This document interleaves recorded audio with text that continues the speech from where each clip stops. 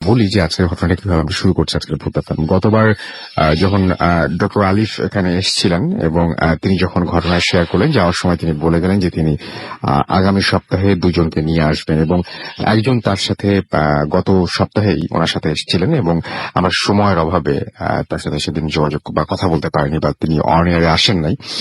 আজকে তিনি যখন এসছেন তখন খুব আকস্মিকভাবে আবার আলিফ চলে আসেন এবং তিনিও এই মুহূর্তে আছেন এখানে এবং তার যে ঘটনাটা আমি শুনেছি সেই ঘটনাটা শোনার পর থেকে আমি অনেক এক্সাইটেড যে আপনারা শুনলে না জানি কত মজা পাবেন। আমার কাছে অনেক বেশি ভালো লেগেছে। চলুন ঘটনাটা শুনি। আলিফ, আজকে যে ঘটনাটা শুনবো এটা প্রথম কথা হচ্ছে যে এটা দেশের বাইরে ঘটে। হ্যাঁ, আসসালামু আলাইকুম লিসেনার্স। জি রাসেল ভাই, এটা ঘটনাটি বাংলাদেশের না এবং মেডিকেল একটা স্টোরি। Medical story, right. তো আপনারা ডাক্তার চান, ডক্টর আলিফ এখানে আছেন। আপনারা মেডিকেলের ঘটনা চান, মেডিকেলের ঘটনাও আমরা শোনাবো। সো একদম জাস্ট আপনারা প্রস্তুত হয়ে যান ভালো একটা ঘটনা শোনার জন্য। শুনি। থ্যাংক ইউ রাসেল ভাই। ঘটনাটি actually medical related, hospital related, কিন্তু ঘটনাটা ঘটে একটু ভিন্ন ভাবে রাসেল ভাই। তো এটা 1997 সালের ঘটনা। আমার পরিচিত এক আন্টির, মানে ওনারা 3 বোন। তো বড় বোনের আর কি বিয়ে হয়নি, তো 2 বোনের ঘটনা আর কি। তো 2 বোনের ঘটনা। তো মেঝো যে বোনটা, তারা মানে প্রায় সময় আপনার মানে সময় করে বাংলাদেশের বাইরে নিজেদের চিকিৎসা করিয়ে আসে, ওর বছর 3 গ্যাপে। তো মেঝো বোনের আর কি বয়স হয়েছিল প্রায় 56 এর মতো। তো তার কোনো সন্তান ছিল না, তো সন্তান না থাকার কারণে তারা ইন্ডিয়ায় যায় ছোট বোনকে নিয়ে। তো ইন্ডিয়ায় যাওয়ার পর মানে সামহাও সাডেনলি তার মানে শরীরের ভেতরে একটি সমস্যা ধরা পড়ে।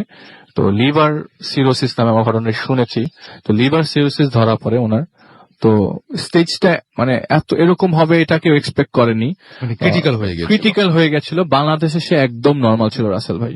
ওখানে যাওয়ার পর যেরকম ক্রিটিক্যাল হয়ে যাবে যে তাকে আইসিইউতে অ্যাডমিট করে দেয়। ডক্টররা তাকে আইসিইউতে সাজেস্ট করে দেয় এবং সার্জারি করবার আগ পর্যন্ত তাকে ওই কয়দিন আইসিইউতে রাখে। তো আইসিইউতে থাকা অবস্থায় সে যে বেডে ছিল, তো তার ঠিক পাশে একটি বেডে একজন মহিলা ছিল। তো উনি দেখছিল, ওনার তো জ্ঞান ছিল পুরাই, কারণ উনি বুঝছিল ওনার আশেপাশে কি হচ্ছে। আইসিইউতে ভর্তি হবার পর কেন জানি ওনার মানে অসুস্থতার লেভেলটা আর একটু বেড়ে যায়। তো পাশে যে মহিলাটা ছিল, সেই মহিলাটা টোটালি রাসেল ভাই কোমায় ছিল। তো কোমায় থাকবার কারণে আপনারা জানেন কোমায় থাকলে খালি ওনার মস্তিষ্ক কাজ করে, পুরো বডি কাজ করবার কথা না। তো রাত হলেই জিনিসটা খুবই অ্যাবনর্মাল। উনি ওনার পাশে একদম ইমিডিয়েট পাশের বেডটাতে রাত যখনই হচ্ছে তখনই আপনার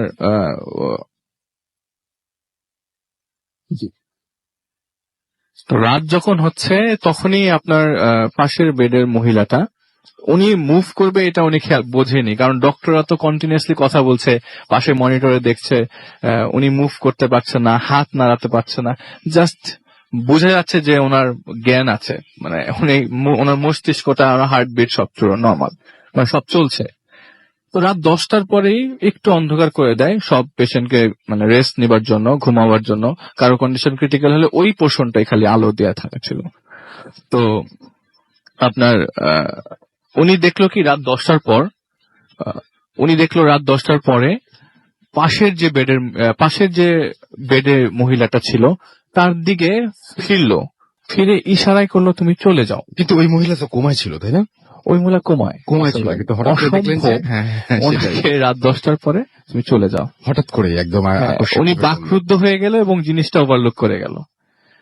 মানে আমি যদি দেখাতে পারতাম তাহলে অনেক ভালো ছিল। মানে ব্যাপারটা হচ্ছে হাত দিয়ে জাস্ট চলে যাও, হাত দিয়ে ইশারা করে চলে যাও। ঠিক পরের দিন মহিলাটার মানে কথাবার্তায় বোঝা যাচ্ছিল যে অ্যাটেন্ডেন্স আসতো, কথাবার্তায় বোঝা যাচ্ছিল যে ওনার লোকজন, উনি ইন্ডিয়ান আর কি। অ্যাকচুয়ালি আমি বলি রাসেল ভাই, উনি ইন্ডিয়ায় মাদ্রাসে গিয়েছিলেন, ডক্টর ভিরুমানের আন্ডারে চিকিৎসাধীন অবস্থায় ছিলেন। উনি আপনার হেপাটোলজিস্ট একজন। তো পাশের যে মহিলা ঠিক পরের দিন আইসিইউতে থাকা অবস্থায় ঠিক পরের দিনই একইভাবে রাত 10টার পর অন্ধকারের মধ্যে একটু হালকা হালকা আলো দেখা যাচ্ছে, তুমি চলে যাও। উনি কোমায়, কমপ্লিটলি কোমায়। থার্ড দিন ঠিক একইভাবে তুমি চলে যাও, ইশারায় বোঝাচ্ছে চলে যাও। ওই দিনই রাতের বেলা মহিলাটি মারা যান। তো ওই দিনই রাতে, কারণ আইসিইউর বেড কিন্তু খুবই স্বল্প, তো ওনাকে সরিয়ে অন্য একজন পেশেন্টকে নিয়ে আসে। পুরুষ পেশেন্ট আসে ওনার পাশে। তো ওই দিন রাতের বেলা সে ঘুমিয়ে পড়ে এবং তার কন্ডিশন রাসেল ভাই আরো ক্রিটিক্যাল হয়ে যায়। তো ওনাকে সার্জারি করতে হয়। সার্জারি করবার পরে আবারও তাকে আইসিইউতে নিয়ে আসে। জ্ঞান ফিরবার পর সে দেখে ওই পুরুষ লোকটি এখনো আইসিইউতে আছে, কিন্তু তার বেড অপোজিটে। আগে যে বেডে সে আইসিইউতে ছিল, এখন সেই বেডটা না, ক্রিটিক্যাল কন্ডিশনে তাকে অন্য একটা বেডে দেওয়া আছে, কিন্তু আচ্ছা। সেটার পাশাপাশি। আচ্ছা, মানে কাছাকাছি একদম। ওই এবং লোকটা- ওই কোমায় ছিলেন যে মহিলা, ঠিক তার সেই বেডেই আরেকজন কে নিয়ে আসা হলো, একজন পুরুষকে পুরুষকে শিফট করে, হ্যাঁ, মানে এক্সচেঞ্জ তারপরে? করে একটা পুরুষকে দেওয়া হয়েছে। আচ্ছা। তো রাত 10টার পর রাসেল ভাই ওই পুরুষটা ঠিক অন্যদিকে ওনার দিকে ঘুরে হাত দিয়ে ইশারা করেছে, চলে যাও। ঠিক ওই একইভাবে মহিলা একইভাবে, যেভাবে ঠিক করেছে। যেভাবে মহিলা বলেছিল। আশ্চর্যজনক বিষয় হচ্ছে ওই দিন রাত্রে ওই লোকটি মারা যায় আইসিইউতে। আইসিইউতে আমরা জানি রাসেল ভাই, যাদের অবস্থা খুব ক্রিটিক্যাল তাদেরকে আইসিইউতে শিফট করা হয়, Shift করা হয়, এবং হ্যাঁ। শিফট করবার পর মানে তারা যে ফিরবে বা বেঁচে ফিরবে এরকম নিশ্চয়তা খুব কম দেয় ডাক্তাররা। রাইট। তো উনি সামহাও রাসেল ভাই বেঁচে যায়, এবং মজার বিষয় হচ্ছে ওই দিন থেকে দুদিন পর ওনার কন্ডিশন ক্রিটিক্যাল হয়ে যায় এবং পালস পাচ্ছিল না ডক্টররা। আচ্ছা। কিন্তু আকস্মিক ভাবে ঠিক 25 মিনিট পর পালস আবার নরমাল হয়ে যায়। মানে আমি যে আন্টির কথা বলছি, হুম হুম ঠিক ওই বেডেই, যে বেডে উনি ওই পুরুষটি তাকে বলেছিল চলে যাও। হুম হুম। এর পরের দিন ওই যে যখন আমি যে বললাম যে ওনার হার্ট মানে পালস পাচ্ছিল না, যখন উনি একটু স্বাভাবিক কন্ডিশনে আসে, মোটামুটি ডক্টররা চিন্তা করছে ওনাকে আইসিইউ থেকে ডিসচার্জ করে দিবে, ঠিক ওই দিনই ওই পুরুষ যে বেডে ছিল ওই বেডে আরেকজন মহিলা আসে। আচ্ছা। হুম হুম। আরেকজন মহিলা এসে ঠিক একই ভাবে রাতের বেলায় ওই বেডে প্রথম দিন যে মহিলাটাকে পেয়েছিল ঠিক ওই মহিলাটাকে আবার দেখছে সে, কিন্তু ওই বেডে কিন্তু দেখেছিল অন্য একটা মহিলা, কিন্তু সে দেখছে আরেকটি মহিলা। এখন এটা কি ঘুম মানে অসুস্থতার ঘোরে হচ্ছে নাকি এটা বোঝার কোনো এটা আসলে উপায় নাই। কখনো বোঝার উপায় নেই, হ্যাঁ। তারপরে? তো উনি বাংলাদেশে চলে আসে রাসেল ভাই। হুম হুম। বাংলাদেশে আসার ঠিক 6 মাস পরে মানে উনি ট্রিটমেন্ট পুরোপুরি না করিয়ে কি চলে এসেছিলেন নাকি? আপনার ট্রিটমেন্ট নিয়ে এসছে, আচ্ছা। যখন ডাক্তাররা দেখেছে যে মোটামুটি মানে ফেভারেবল Stable কন্ডিশন, হ্যাঁ হ্যাঁ। তখন ওরা তো ডিসচার্জ করে নর্মাল বেডে দেয়। বেড থেকে নর্মাল কন্ডিশন আসার পর সে বাংলাদেশে চলে আসে। আচ্ছা। তো বাংলাদেশে আসার ঠিক 6 মাস পরে সে বাসায়, মানে যেদিন সে মারা যান আর কি, উনি কিন্তু মারা গেছেন তো খুব আকস্মিক ভাবে, এবং উনি সকালবেলা বলেছে আমি গোসল করব। সে গোসল করার পরে ওনার যে মেইড ছিল, মেইডকে বলে আমাকে 1 কাপ চা বানিয়ে দাও। 1 কাপ চা বানিয়ে দাও। ওই চাটা নেওয়ার সময় হাতে নেওয়ার সময় যখন 1 চুমুক দিবে তখনই সে কোলাপস করে। এবং মজার বিষয়, কোলাপস করবার সময় রাসেল ভাই সে বলে আপনি, এইটা বলে সে কোলাপস করে ফেলে। এরপরে উনি মারা যান আর কি। তো এর থেকে প্রায় 2-3 মাস পর ওনার কবর জিয়ারত করতে যায় হচ্ছে যে ছোট বোন, তার 2 ছেলে একসাথে কবর জিয়ারত করতে যায় ওনাদের গ্রামের বাড়িতে ঝালকাঠি জেলায়। তো ওইখানে যখন কবর জিয়ারত করতে যায়, কবর জিয়ারত করবার সময় যেটা দেখতে পায় আর কি, ওরা কবর জিয়ারত করতে যায় সকালবেলা রাসেল ভাই। তো সকালবেলা কবর জিয়ারত করবার সময় যখন কবরের কাছে যায়, এবং কবরের কাছে যাওয়ার পরে ওনাদের মনে হচ্ছিল যে আমরা কোথায় আসছি, এটা কি কোনো কবরস্থান হতে পারে, এত ঠান্ডা তপ্ত রোদের মধ্যে কবর জিয়ারত করতে গেছে। দিনে দিনেই ব্যাক করবে, ওদের প্ল্যান হচ্ছে দিনে দিনেই ব্যাক করে বরিশাল চলে আসবে। কবর জিয়ারত করেছে, এত ঠান্ডা ওই জায়গায় দাঁড়াতে পারে নাই। তো ওই ঘটনার পর আর কোনো ঘটনা ঘটেনি, এবং এটা এসে বাসায় তার ওই ছোট বোনের ছেলেরা তাকে মাকে শেয়ার করে। তো ছোট বোনের যে হাজবেন্ড রাসেল ভাই, ঠিক একইভাবে তার হার্টে একটু প্রবলেম হয়। ডক্টর শেটি নামে একজন ডক্টর আছেন ইন্ডিয়াতে, উনি কার্ডিওলজিস্ট, অনেক নাম করা ডক্টর। তার আন্ডারে মাদ্রাসে সে ভর্তি হয়, এবং তার অবস্থা রাসেল ভাই ক্রিটিক্যাল হয়ে যাওয়ার পরে আইসিইউতে অ্যাডমিশন হয়। কিন্তু আইসিইউতে ওই একই হসপিটালের আইসিইউতে সে যখন অ্যাডমিশন, মানে আইসিইউ মানে সিসিইউতে যখন সে অ্যাডমিট নেয়, তো ওই সিসিইউতে অ্যাডমিট নেওয়ার পরে আমার যে ওই যে আন্টি তার হাজবেন্ডকে দেখতে যায়, অ্যাটেন্ডেন্স হিসেবে দেখতে যায়। তো কন্ডিশন জিজ্ঞেস করতে করতে ঠিক ওই সিসিইউর পূর্ব দিকে তার চোখ পড়ে, এবং অসম্ভব যে জিনিসটা সেটা হচ্ছে যে কর্নার দিকে সে তার বোনকে দেখতে পায়। যে বোন ওই একই বেডে একই বেডে সিসিউতে আচ্ছা সিসি পাশে তো পাশের বিল্ডিং এ আর কি। আচ্ছা তো পাশের বিল্ডিং এ সিসিউতে সে তার বোনকে দূর থেকে দেখতে পায়। যখনই কাছে যাচ্ছে মনে হচ্ছে এটা তার বোন না, কিন্তু যখনই তার হাজবেন্ডের বেডের কাছে আসছে তখন মনে হচ্ছে এটা তার বোন। মানে জিনিসটা খুব প্যাথেটিক। পরে যখন বাংলাদেশে আসলো, বাংলাদেশে আসার পর আমার ফ্যামিলিকে উনি ব্যাপারটা শেয়ার করে, কিন্তু আমি জিনিসটা পুরোপুরি বুঝিনি, তখন আমি ছোট ছিলাম।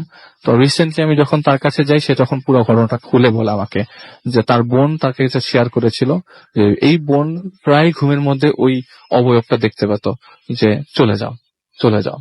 তাহলে আইসিইউতে হয়তো বা কোনো সমস্যা আছে, নাকি সে অসুস্থ অবস্থায় কোনো সমস্যা পড়েছিল, সেই জিনিসটা এখনো জানা যায়নি। এই ছিল Okay. রাসেল ভাইয়ের ঘটনা। অনেক ধন্যবাদ আলিফ আপনার ঘটনার জন্য। আমি দেখতে পাচ্ছি যে অনেকে আমাদের এসএমএস করেছেন। তানিম আমাদের এসএমএস করেছেন ফাতেমা গাজীপুর থেকে, এবং তিনি বলছেন যে খুব ভালো লাগছে। জাওয়াদ আমাদের এসএমএস করেছেন এবং তিনি বলেছেন যে ঈদে ফুর্তিতে আমাকে সবাইকে তিনি অগ্রিম ঈদ মোবারক জানিয়েছেন। আপনাকেও ঈদের অনেক অনেক শুভেচ্ছা, অগ্রিম শুভেচ্ছা। অজিত আমাদেরকে নবাবগঞ্জ থেকে এসএমএস করেছেন এবং তিনি বলেছেন যে ভূত এফএম কে আচ্ছা শারদীয় শুভেচ্ছা। আপনাকেও এই শারদীয় শুভেচ্ছা এবং আজকে মানে শুভ বিজয়া। আমাদেরকে মুস্তাকিম লিখেছেন, এছাড়াও সিদ্দিক আমাদের লিখেছেন, সিদ্দিক খান জুরাইন থেকে আমাদের এসএমএস করেছেন, সুমন আমাদের এসএমএস করেছেন, এছাড়া আমাদের এসএমএস করেছেন সাগর, আমাদের এসএমএস করেছেন রম ফকিরাপুল থেকে। আচ্ছা না না রম না, এটা সে ফ্রম ফকিরাপুল। সামিরা আমাদের এসএমএস টি পাঠিয়েছেন।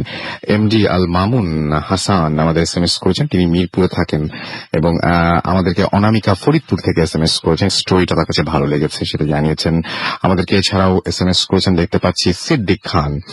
SH আবরার আমাদের এসএমএস করেছেন হাজারীবাগ ঢাকা থেকে। আমাদেরকে সামি এসএমএস করেছেন এবং তিনি বলছেন যে ফার্স্ট যে স্টোরিটা সেটা জাস্ট ওয়ান্ডারফুল। আমাদেরকে এছাড়াও প্রণী এসএমএস করেছেন এবং 4 বন্ধু তারা একসাথে ভূত এফএম শুনছেন। আমাদেরকে ফারহান এসএমএস করেছেন এবং 1 মাস তিনি শুনতে পারেননি ভূত এফএম এবং তিনি বলছেন I am so excited to listen to ভূত এফএম। এখন তিনি ওয়েলকাম ব্যাক ফারহান এবং আশা করছি এখন থেকে রেগুলার আপনাকে পেয়ে যাবো। গোলাম রাব্বি আমাদের এসএমএস করেছেন ফ্রম মিডফোর্ড ঢাকা। আমি এসএমএসটা পড়তে পারলাম না, তার আগে আচ্ছা পড়তে পেরেছি। তিনি বলছেন রাসেল ভাই আপনার আমার ইমেইল কি পেয়েছেন? হ্যাঁ আমি আপনার ইমেইল পেয়েছি ভাই, তার নামটা দেখে মনে পড়লো। মারুফ উত্তরা থেকে আমাদের এসএমএস করেছেন এবং তিনি বলছেন ঢাকা সিটির স্টোরি শুনতে চাই, কি বিপদ। যখন আমরা ঢাকার ঘটনা বলি বা শহরের ঘটনা বলি তখন আপনাদের মধ্যেই এসএমএস আসে প্রচুর যে আমরা গ্রামের ঘটনা শুনতে চাই। যখন আমরা গ্রামের ঘটনা বলি তখন আমরা বলি যে ঢাকার ঘটনা শুনতে চাই। আমার মনে হয় যে আমাদের যদি সুযোগ থাকতো ঘটনা বানানো, তাহলে একটা কাজ করা যেত যে অর্ধেকটা শহরে ঘটবে অর্ধেকটা গ্রামে, তাহলে খুব ভালো হতো আসলে। আমাদেরকে নাফিজ এবং মিম খুলনা থেকে এসএমএস করেছেন, স্টার্টিংটা জোস হয়েছে সেটা তিনি জানিয়েছেন। আমাদেরকে এসএমএস করেছেন MI রাকিব, আজকে দিয়ে ফার্স্ট এসএমএস পাঠালেন। এছাড়াও সিমি আমাদের এসএমএস করেছেন এবং তিনি বলছেন ভূত এফএম এবং ব্যাকগ্রাউন্ড সাউন্ডটা অসম। মাসুম ব্যাকগ্রাউন্ড সাউন্ড করছে, আপনারা জানেন সবাই। আমরা রোহিত নেত্রকোনা থেকে লিখেছেন আই লাভ ভূত এফএম। আমাদেরকে এছাড়া ফুর্তি অদ্রি এসএমএস করেছেন, আরো অনেকেই আমাদের এসএমএস করেছেন এখানে দেখতে পাচ্ছি। আমাদের যে ফুর্তির যে ফ্যান পেজটা রয়েছে সেখানেও ভূত এফএম যে পোস্ট সেখানে অলরেডি অনেকে এসএমএস করেছেন এবং কমেন্ট করছেন এবং আমাদেরকে লিখেছেন শিশির আহমেদ, একা একা রুমে ভূত এফএম শুনছি এবং ভয় না লাগলেও একা একা খারাপ লাগছে। আমাদেরকে এছাড়াও দেখতে পাচ্ছি আরো অনেকেই এখানে কিন্তু কমেন্ট করেছেন, আপনি যেতে পারেন এবং দেখতে পারেন সেই কমেন্ট গুলো।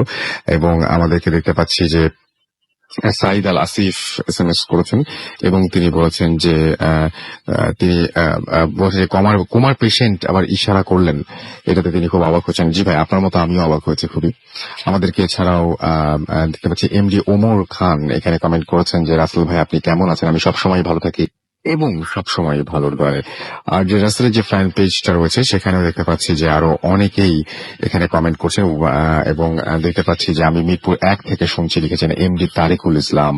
আমাদেরকে এছাড়াও দেখতে পাচ্ছি এখানে এসএমএস করছেন আবু সাইদ এবং তিনি বলছেন আমার কমেন্ট পড়েন না কেন, আপনার কমেন্ট পড়ে ফেললাম। আমাদেরকে MD ওয়ালিউল্লাহ লিখেছেন যে তার কাছে অতটা ভয় লাগছে না, তার কাছে ভয় লাগছে না, তিনি তাই লিখেছেন। আনন্দ লাগছে তাদের নিশ্চয়ই আপনার অনেক। আমাদেরকে আকিব আহমেদ লিখেছেন যে ফার্স্ট স্টোরিটা অনেক হরিফিক লাগলো।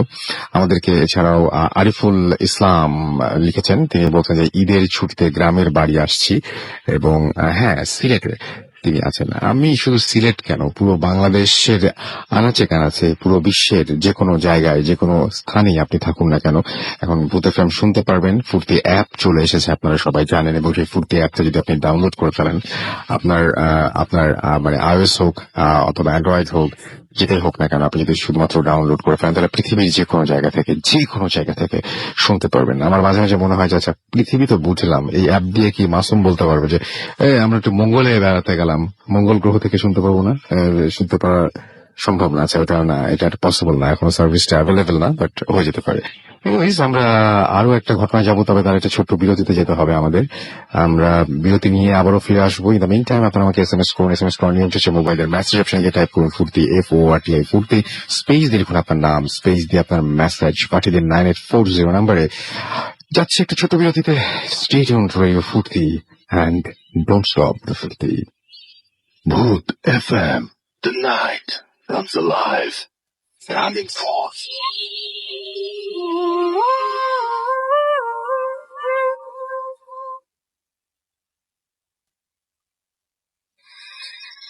আরো একবার সবাইকে স্বাগত জানাচ্ছি। ঘড়িতে সময় রাত 12:22। আমি রাসেল আছি সাথে, এবং আমাদের ঈদ মানেই কিন্তু ভূত এফএম একসাথে এবং ভয়ঙ্কর সব ঘটনা শোনা। আপনারা যারা দেশের বাড়িতে গেছেন, তাদের সবাইকে একটু অনুরোধ করব যে আপনারা সেখান থেকে আরো মানুষের সাথে কথা বলুন। মানুষের সাথে কথা বললে অনেক অনেক ঘটনা বেরিয়ে আসে এবং তাদের জীবনটা অনেক ঘটনা আপনি জানতে পারবেন। ঢাকায় যখন ফিরবেন, আপনাদের যে সমস্ত লাগেজ থাকবে তার সাথে কিছু গল্পের লাগেজও নিয়ে নিন এবং ফিরে আসুন, এবং ভূত এফএমে ইমেল করুন আমাদেরকে। চলে আসুন স্টুডিওতে এবং শেয়ার করুন। শুনছেন সবসময় রেডিও ফুর্তি, চলছে ভূত এফএম। আর ভূত এফএম এখন আরো অন্যরকম উইথ গ্রামীণ ফোন। আমরা চলে যাব আমাদের পরবর্তী ঘটনায়। আমাদের সাথে জয়েন করেছেন একজন নতুন অতিথি, তিনি এসেছেন আলিফের মাধ্যমে, এবং আমি শুরুতে জানিয়ে যাবো আপনার নামটা একটু বলুন প্লিজ। হ্যালো এভরিওয়ান, আমার নাম আদি। আচ্ছা, তো আমি প্রথমেই জানতে চাই যে আপনি কোথা থেকে এসেছেন? আমার বাসা শ্যামলী 2 নম্বর ওয়ার্ড থেকে। শ্যামলী 2 নম্বর থেকে। আচ্ছা, শুনি, আমি বহুদিন থেকে শুনছিলাম যে আপনার বাসায় অনেকদিন থেকেই অনেক রকমের সমস্যা ছিল, এবং এই সমস্যাগুলো শুরু হয়েছিল কিভাবে, কেমন করে আপনারা এগুলো এখন ফেস করছেন? ইট ওয়াজ অ্যারাউন্ড 10 years ago, যখন আমরা রেগুলার বিকালে আমরা ক্রিকেট খেলতাম। বাসার নিচেই যে স্পেস আছে ওখানে ক্রিকেট খেলতাম। আমার মনে হয় যে আপনার হাতে আপনি স্ক্রিপ্ট নিয়ে আসছেন, নোটটা ফেলে দেন, দরকার নাই। হ্যাঁ, আপনি মেমোরি থেকে বলেন, সেটা বেটার হবে, না হলে আর ওটা আপনাকে কনফিউজ করবে। বলেন। ফার্স্ট অফ অল, আমরা রেগুলার তো খেলতাম, তখন আমাদের সাথে একজন খেলতো, সে পাশে ফ্যাক্টরিতেই কাজ করতো। তো আমরা রেগুলার, একদিন হঠাৎ করে সন্ধ্যার সময় শুনলাম সে খেলতে আসে না, হঠাৎ করে শুনলাম যে তার কিছু প্রবলেম হয়েছে, চিল্লাচিল্লি করছে, আর আমাদের পাশেই তো বাসাটা। তো আমরা দৌড়ায় গেলাম, যার খেলতেছেন। তখন দেখলাম যে সে খুবই গালাগালি করছে, মানে নিজে মানে চিল্লায় গালাগালি। তো সবাই তাকে বলতেছে কি হয়েছে না হয়েছে, ঘামো, কারণ সে খুবই ভদ্র টাইপের, খুবই নর্মাল, মানে কারোর সাথে লাগালাগি নাই, খুবই ডিসেন্ট একটা মানুষ। তো আমরা সবাই অবাক হয়ে যাই প্রথম। তারপর আমরা দেখলাম যে সে এইভাবে আশেপাশে সবকিছু ছোড়া শুরু করলো হঠাৎ করে।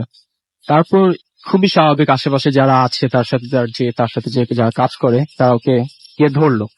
ধরার সাথে সাথে সে এত শুকনো একটা মানুষ, কিভাবে যে ধাক্কা দিল, আমরা নিজেই দেখলাম 3-4 জন চিৎকার করতে পুরো, মানে এইটা এমনি একজনের শক্তি হওয়ার কথা না। আর 2-3 মিনিটের মধ্যে এসব হচ্ছে চিল্লাচিল্লি হচ্ছে। ততক্ষণে আমাদের এলাকারই হুজুর আছে একজন, যে রেগুলার এই এরিয়াটায় আসে।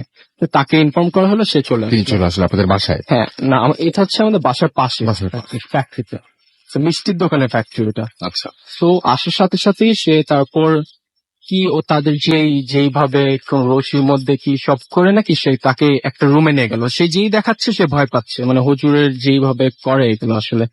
তো তাকে এইভাবে দেখাতে একটা রুমে নিয়ে গেল। আমাদের অ্যালাউ করেনি ওই রুমে ঢোকার। আমরা আসলে তখন তো ছোট ছিলাম, আর যে আগায়ও দেখবো ওই সাহসটা হয়নি। তারপর ওইটা করার এইটার পর আমরা যখন বাসায় ব্যাক করলাম, এরপর শুনলাম এভরিথিং নর্মাল, সে জব ছেড়ে চলে যায়, মানে সে। তারপর আবার কিছু একটা 1-1.5 মাসের মতো গ্যাপ পড়লো, আমরা আবার রেগুলার খেলা শুরু করতাম। তারপর আমাদের বাসার নিচে যে ড্রাইভাররা থাকে, সেইখানে একদম সেম টাইপের ঘটনা ঘটলো। একদম একই একটা লোক, সেও খুবই নর্মাল, খুব ভদ্র, কিন্তু একটু হেলদি ছিল। সেও সেম গালাগালি শুরু করলো। এরপর তাকেও যখন মানুষ আটকাতে গেল, সেও সেম টাইপের ঝাঁকা গালাগালি, সেম একদম সেম আগের যেভাবে হলো সেরকম কাজ করলো। তো মানুষ ওইটা দেখে, আগে কিছুদিন আগে হয়েছে, ওইটা দেখে মানুষ সাথে সাথে আর দেরি না করেই সেম হুজুরকে ইনফর্ম করলো। তো হুজুর যখন আসলো, এবার এসেও সেম তার একইভাবে সব কন্ট্রোল করলো। করার পর বললো যে আমাদের গাছে প্রবলেম, আম গাছ আছে পাশেই বড় একটা, যেহেতু পুরানো বাড়ি, আম গাছের প্রবলেম আছে। তো সে তখন ওই বাঁধেটাতে কি সব যেই মানে যে রিচুয়ালস গুলো আছে ওইগুলো ফলো সেগুলো করলো। করলেন, হ্যাঁ। হ্যাঁ। তো এরপর আমাদের ওইখানে আর ওরকম কোনো ঘটনা ঘটে নাই কয়েক বছর। হুম হুম। তারপর অনেকদিন পর আমাদের বাসায় একটা কাজের ছেলে আসলো, নাম শামীম। সে আমাদের সাথে খেলতো টেলতো, আমরা তখন ধরেন 10-12 ইয়ার্স তখন আমাদের বয়স। তো আমরা খেলতাম ঠেলতাম, শেষে আমাদের সাথেই ঘুমাতো। একদিন রাতে হঠাৎ করে দেখলাম ওকে খুঁজে পাওয়া যাচ্ছে না। তো সারা রাত পাওয়া যায়নি, আমরা মনে করছি নিশ্চয়ই এই কাজের ছেলেরা তো ঘুরতে গেছে বা সামথিং। সো এর পরে সকালে, সেদিন সকালে, কারণ আমরা গেট টেট লক পেয়েছি, সেদিন সকালে আবার আমাদের খাটের নিচে পাওয়া গেল ওকে। কারণ আমরা ওই জায়গাটা চেক করি না, কারণ কেউ এক্সপেক্ট করবে না যে একজন আমাদের রুমে খাটের নিচে থাকবে। তো ওকে যখন জিজ্ঞেস করা হলো যে তুমি কেন খাটের নিচে, আর ও পুরা মানে একজন ধরেন একদম বেহুশের মতো ঘুমাচ্ছিল, ওকে ধাক্কা দিয়ে ওঠানো হলো। তো সে তখন বলল যে হচ্ছে আমার আম্মুকে কোশ্চেন কিনে যে খালাম্মা আপনি কি কালকে রাত্রে এই রুমে আসছিলেন চুলাশ্রীতে? তখন আম্মু বললো যে না তো। তারপর বললো যে না, আমি কাকে জানি দেখছি চুলাশ্রীতে, আমি নিচে তাকাইতে তাকাইতে আমার পাটা সাসপিশিয়াস, মানে পাটা কিরকম আজব লাগছিল। তারপর আমি মনে করলাম পা দেখলাম উল্টা, আমি বেরোস হয়ে গেলাম। আমরা মনে করলাম এইগুলা তো শিওর সবাই মুখ, এই যারা আসে গ্রাম থেকে কাজ করতে বাসে ওদের থেকে শোনা যায়, বা রাতে নিশ্চয়ই ফ্রেন্ডদের সাথে বের হয়েছে, এটা পুরাপুরি বানাচ্ছে। আম্মু দিল একটা ঝাড়ি, ঝাড়ি দেওয়ার সাথে সাথে বন্ধ। তো সে কিছুদিন পর জব মানে আমাদের এখানে কাজ টাজ করে চলে যায়। তো আমরা এটাও অত বড় একটা ম্যাটার ধরি না, আমরা মনে করছি এটা ওরই বানানো। এরপর 2-3 মাস পর একটা ছোট্ট একটা ছেলে, আমরা যেহেতু ছোট ছিলাম আমরা কাজের ছেলেই প্রেফার করতাম খেলাধুলার জন্য। তো সে আরেকটা ছোট্ট একটা কাজের ছেলে আসলো, তার নাম ছিল জসিম। ও যখন আসলো, ওর মা বলল যে আপনারা করবেন কি, যে ভাইদের সাথে মানে আমাদের সাথে যখন ঘুমানোর সময় নিচে ফ্লোরিং করে ঘুমাক, বা আপনারা মানে কাউকে নিয়ে শুতে, মানে সে ভয় পায় একা ঘুমাতে। তো আমরা ওকে নিয়ে ঘুমাইতাম না, কারণ কি সে অনেক ডিস্টার্ব করতো আমাদের, অনেক দুষ্ট ছিল। তো আম্মু তখন চায়নায় গেল বিজনেস এর কারণে। তো আম্মু করতে কি, আম্মুর রুমে ওর সে নিচে ফ্লোরিং করে শুতো, ওই কাজের ছেলেটা ছোট 7-8 বছর হবে। তো 1 উইক 2 উইকস এর মধ্যে দেখলাম সেও চলে গেল বাসা ছেড়ে। তো আমরা অনেক আম্মু কেন গেল, আমাদের একটা খেলার পার্টনার ছিল। তখন আম্মু বলল যে সে প্রত্যেক রাতে 3টা বাজুক 2টা বাজুক 4টা বাজুক, সে প্রত্যেক রাতে উঠে আল্লাহ আল্লাহ করে চিল্লে তার হাতগুলো অনেক জোরে জোরে ওয়েভ করতো না না না এরকম করতো।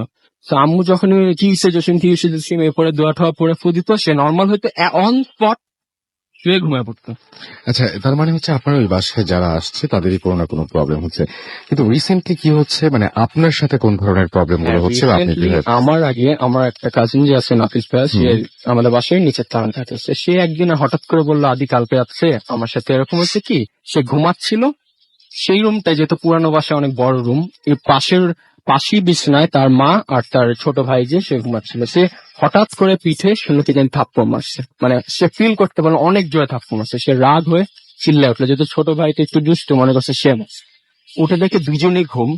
আর আম্মুতে চিৎকারে উঠলো, বললো কি হলো, কি হয়েছে নাফিস, ওর নাম নাফিস। তো তখন বললো যে না, আম্মুকে জানি আমাকে পিঠে থাপ্পড় মারছে। তখন সাথে সাথেই সে গিয়ে ওর মা গিয়ে চেক করলো, জামাটা তুলেই দেখলো একদম 5 আঙ্গুলের দাগ লাল। এর পরের দিন সকালে ফুপি নিজের বলা, এটা ফুপিকে তার হাতে যে প্রিকশন স্টেপের যে ওই যে তাবিজ করে এইসব পড়লো। তো ওইটা এরপর আসলে আমাদের ফ্যামিলিতে যদি কিছু হয় ঘটনা, ওইটা আমরা জানাজানি হয় না, মানে ওই মধ্যেই বন্ধ হয়ে যায়। আপনারা একদম চুপচাপ হয়ে যান সঙ্গে হ্যাঁ, সঙ্গে। এটা Okay. আমাদের। তো খুব ভালো ব্যাপার, খুব ভালো। আমরা এটা জানতে পারিনি ওইভাবে, শুধু আমার কাজিন থেকে। তো এরপর আমি করলাম কি, আমি আর আমার ভাই যেহেতু আস্তে আস্তে বড় হলাম, তখন আলাদা রুম শেয়ার করা শুরু করলাম। আমি হইলাম এই আম গাছের সাইডে রুমটা চলে আসলাম শিফট করে। তো শিফট করার পরে আমার শুরু হলো সব, আমি লাইফে কখনো মনে হয় এরকম ভয়ানক স্বপ্ন দেখতাম না, ওইখানে আসার পর থেকে যা দেখা স্টার্ট করলাম। ফার্স্ট হইলো যে আমি একদম শুয়েছিলাম, আমি ঘুমাচ্ছিলাম না, কারণ আমার ঘুমানোর কথা না সেই টাইমটা। আমার একদম মনে আছে যে আমার মনে হলো কি জানি আমার গাল চাপলো, একদম বড় ফিল করতে পারছিলাম যে অনেক মানে একদম টেনে চাটে যেভাবে একদম ইয়াভাবে ওইভাবে। তো আমি তাকায় দেখলাম, আমার একদম মনে আছে যে অনেক উঁচা একটা কুকুর হবে, জিব্বাটা একদম ফ্লোরের সাথে লাগছে, উঁচা একটা কুকুর। তো এটা দেখার সাথে সাথে মানে এত বড় একটা জিনিস আমি ভুল দেখার কথা না, তাও আবার বিকাল টাইমে প্রবলেম। তো এইটা একটা গেল, তারপর আমি বললাম আব্বা আম্মু বলে স্বপ্ন দেখছো, খুবই স্বাভাবিক, এটা স্বপ্ন দেখছো বলে এটাকে। উড়িয়ে দিল আর কি, হ্যাঁ। একদম মানে পুরোপুরি। কিন্তু আমি রেগুলার দেখা শুরু করলাম, আমি রেগুলার দেখা শুরু করলাম। এর পরের দিনও দেখলাম যে কেউ আমাকে মানে সব স্বপ্নগুলাই আমাকে টাচ করে। একটা দেখলাম ঘাড়ে চাপ দিচ্ছে, এই করছে ওই করছে। তারপর আমি আবার করলাম কি, আমি আবার আমার ভাইয়ের রুমে গিয়ে শোয়া শুরু করলাম। আর আমার আর আমার ভাইয়ের একটা সেম জিনিস হতো, আমরা যখন আমরা গেমিং করি মানে রাতে গেম খেলতাম, তো রাতে মাল্টিপ্লেয়ার গেমিং যখন করতাম, হঠাৎ করে আমরা ফিল করতাম যে কেউ একজন টিভি দেখতেছে। আমিও সেম আপনাদের জিনিস। রুমেই? আমার হচ্ছে না ড্রয়িং রুমে, আমার রুমের সাথে ড্রয়িং রুম লাগানো, কিন্তু আমার ভাই রুমটা অনেক দূরে, সে সাউন্ড পাওয়ার কথা না, যত জোরেই ছাড়ুক সাউন্ড পাওয়ার কথা না, যেহেতু গেমিং হেডফোন কান। তো সে গিয়ে দেখে যে কেউ টিভি দেখতেছে না, আমিও গিয়ে দেখি কেউ টিভি দেখছে। ওইটা গেমের কোনো সাউন্ড না গেমের সাউন্ড না, টিভি দেখছে আর অন্য রুম থেকে আসছে। সো এরকম পাওয়ারও কথা না, এই হেডফোনের থ্রুতে সাউন্ড আসারও কথা আর তাছাড়া তাছাড়া যখন কেউ গেম খেলে তখন অনেক ইনভলভ হয়ে যায়, ইনভলভ, পুরোপুরি ইনভলভ, যেহেতু মাল্টিপ্লেয়ার গেমিং। এরপর আমাদের এরপরেরটা হলো কি, এরপর রাফিও যে আমার ভাই, সেও বলা শুরু করলো যে আমাকেও ডিস্টার্ব করে ঘুমানোর টাইমে রাতে, যে আমাকে মনে হয় কেউ ঘাট ধরে চাপ দিচ্ছে, এই হচ্ছে ওই হচ্ছে। তো তাও আমাদের ফ্যামিলিতে কোনো মানে তোর ঘুমের প্রবলেম, তোর এই প্রবলেম, তোর এই প্রবলেম, তুই মানে আপনার ফ্যামিলির কেউ এই বিষয়গুলো বিশ্বাস করেন না তারা? আমার আব্বু আম্মু হচ্ছে তোর ঘুমের প্রবলেম, তোর এই প্রবলেম, তোর এই প্রবলেম, ওর সাথে ঘুমা, তুই গেম খেলো যে কেমন হচ্ছে, তো এটা উড়াই দিত। তারপর আমার একদম লাস্টলি আমরা যখন জানুয়ারিতে এ লেভেলস এক্সাম দিচ্ছিলাম, আমি যখন তখন সবচেয়ে ভয়ানক আমি স্বপ্ন, তখনের স্বপ্নগুলো আরো বেশি ভয়ানক। কারণ কি, এমনি আগে যেগুলো দেখতাম স্বপ্ন হোক যাই হোক এই হচ্ছে, আমার কিন্তু ফিজিক্যালি এফেক্ট করতো না। এই জানুয়ারিতে যখন আমি এক্সাম, জানি না প্রবলেম, মেতে এক্সাম গুলো যখন দিলাম, তখন আমার রাতে যে হতো, আমি রাতে ঘুমানোর সময় আমার সকালবেলায় উঠে যে আমি ওই এরকমও স্বপ্ন দেখছি যে আমার নিজের আব্বু আমাকে জবাই দিচ্ছে। মানে আমি স্বপ্নের মধ্যে মানে 5-6 মিনিট চলছিল পুরা, আমি ফিল করতে পারতেছিলাম কি আমার গলা ধরে প্রেশারটা ফিল করতে পারতেছিলাম 5 মিনিটস, ইট ওয়াজ হরিবল। আর আমি পুরা মানে উঠার পর মানে পেইনটাও একটা চাপ দিয়ে রাখছে, ওরকম একটা পেইনটা পুরা ফিল করতে পারছি।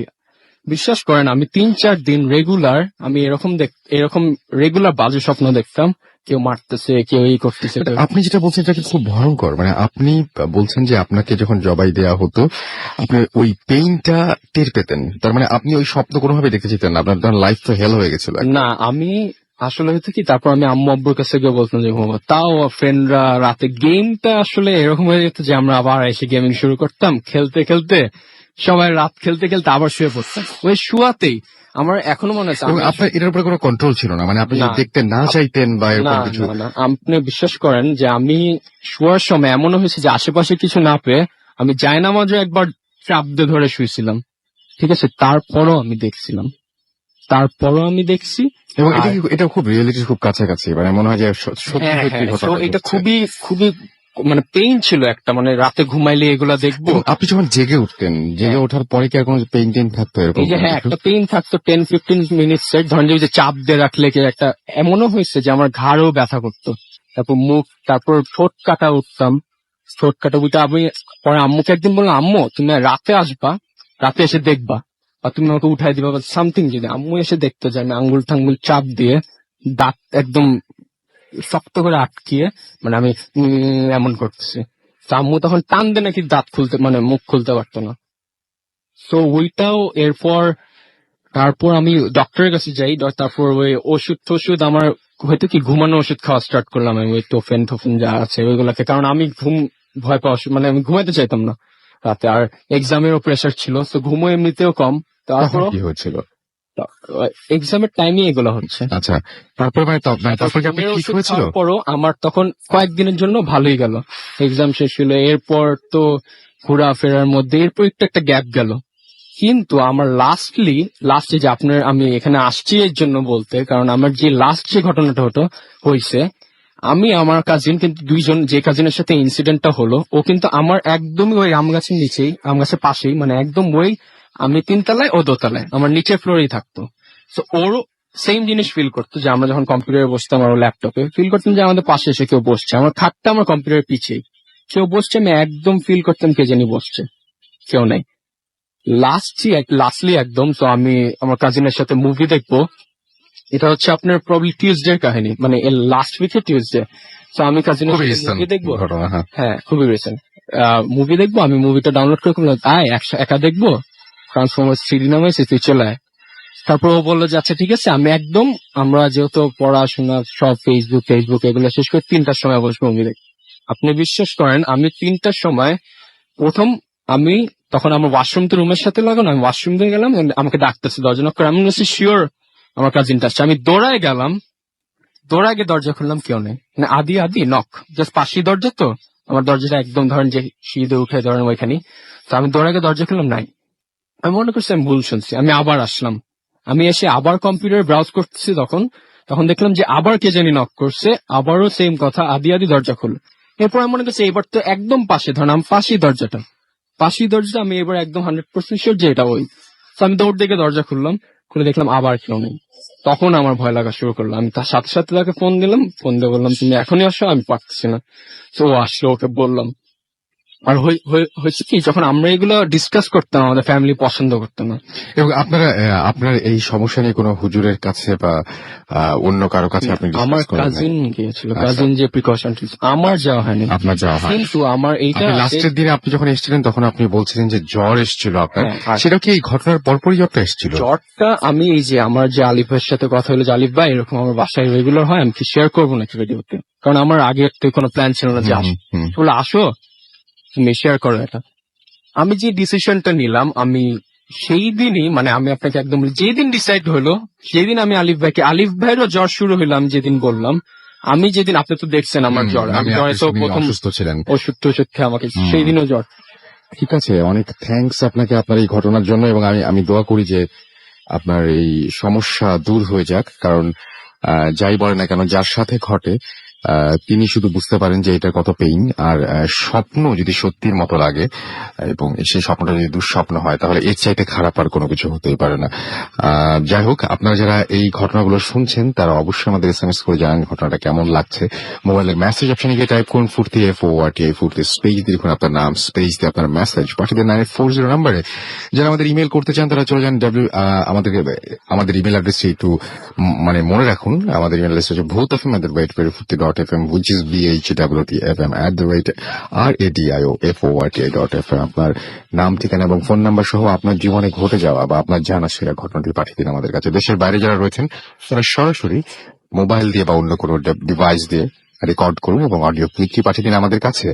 আর যারা ফেসবুকে আমাদের সাথে কমিউনিকেট করতে চান তারা চলে যান www.facebook.com/radio.furti অথবা www.facebook.com/bhutfm.russell। রাসেল স্পেলিং কি বলছে RUSSELL। একটা ছোট্ট বিরতিতে যাবো এবং তারপরে আপনাদের কাছে আবারও ফিরে আসবো। সেই পর্যন্ত আমাদের সাথে থাকুন। Stay tuned to Radio Furti and don't stop the Furti. Bhut FM. The night comes alive with Graminphone.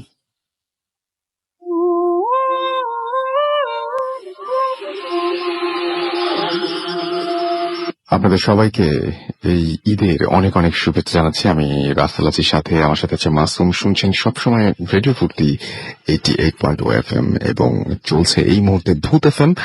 ঈদের আগে বলতে পারেন যে ভূত FM এর এটাই লাস্ট একটা শো। আজকে আমাদের গেস্টরা আরো ঘটনা বলার আগে আমি কিছু SMS পড়ি। একটু আগে আমাদেরকে আদি ঘটনা বলছেন, একজন দেখলাম যেখানে একটা সাজেশন দিয়েছেন যে ঘুমানোর আগে আয়াতুল কুরসি পড়ে তারপরে ঘুমাতে। আমাদেরকে দেখতে পাচ্ছি যে এখানে রায়হান ময়মনসিংহ থেকে SMS করেছেন, অগ্রিম ঈদের শুভেচ্ছা জানিয়েছেন তিনি। রিয়াদ আমাদের লিখেছেন যে শুধু ব্ল্যাক ম্যাজিক নিয়ে একটা এপিসোড করলে ভালো হয়। আমি জানি না যে সবাই সেটাতে রাজি হবেন কিনা। হুমায়রা নাইম আমাদের লিখেছেন ধানমন্ডি থেকে, আজকের ভূত FM জোস হচ্ছে, ভয় লাগছে, আর তিনিও অগ্রিম শুভেচ্ছা দিয়েছেন। বাহার আমাদেরকে খিলগাঁও থেকে SMS করেছেন এবং আমাদেরকে SMS করেছে, আচ্ছা বাহার SMS করেছেন, বাহারের এই মুহূর্তে গরু নিয়ে কিছু স্টোরি শুনতে খুব ইচ্ছে করছে। বাহ, চমৎকার। আপনার মানে যাই হোক, এনিওয়েজ আমরা অন্যদিকে না যাই। সাইফুল্লাহ আমাদের SMS করেছেন এবং আমাদেরকে SMS করেছেন পিয়াসা মুন্সিগঞ্জ থেকে। এছাড়া আমাদেরকে SMS করেছেন দেখতে পাচ্ছি লাবিজ খিলক্ষেত থেকে এবং আজকে তার জন্মদিনের অনেক অনেক শুভেচ্ছা আপনার জন্য। আমাদেরকে রাব্বি সাগর আসমা আমাদের SMS করেছেন এবং তারা এনজয় করছেন সেটা লিখেছেন। আমাদেরকে তন্নি SMS করেছেন ময়মনসিং থেকে। ফারহান আমাদের SMS করেছেন সেকেন্ড স্টোরিটা তার কাছে ভালো লেগেছে, ভয়ঙ্কর লেগেছে।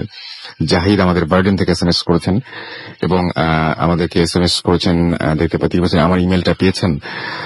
আমি এই মুহূর্তে মনে করতে পারছি না আপনি যদি আপনার মানে আমাকে আরো একজন বার্ডেন থেকে একটা ইমেল করেছেন, আপনি সেই কিনা। অনেক আমাদের লিখেছেন এই স্টোরিটা আসলে অনেক অনেক অনেক অনেক ভালো লাগে তার কাছে। ওকে, আমাদেরকে এছাড়াও মাহি SMS করেছেন স্টোরি পাঠাতে চান। স্টোরি পাঠানোর খুব সহজ একটা নিয়ম আছে, সেটা হচ্ছে আপনি চলে যান vootfm@radio.fm এই অ্যাড্রেসে এবং সেখানে গিয়ে ইমেল করে দিন আমাদেরকে।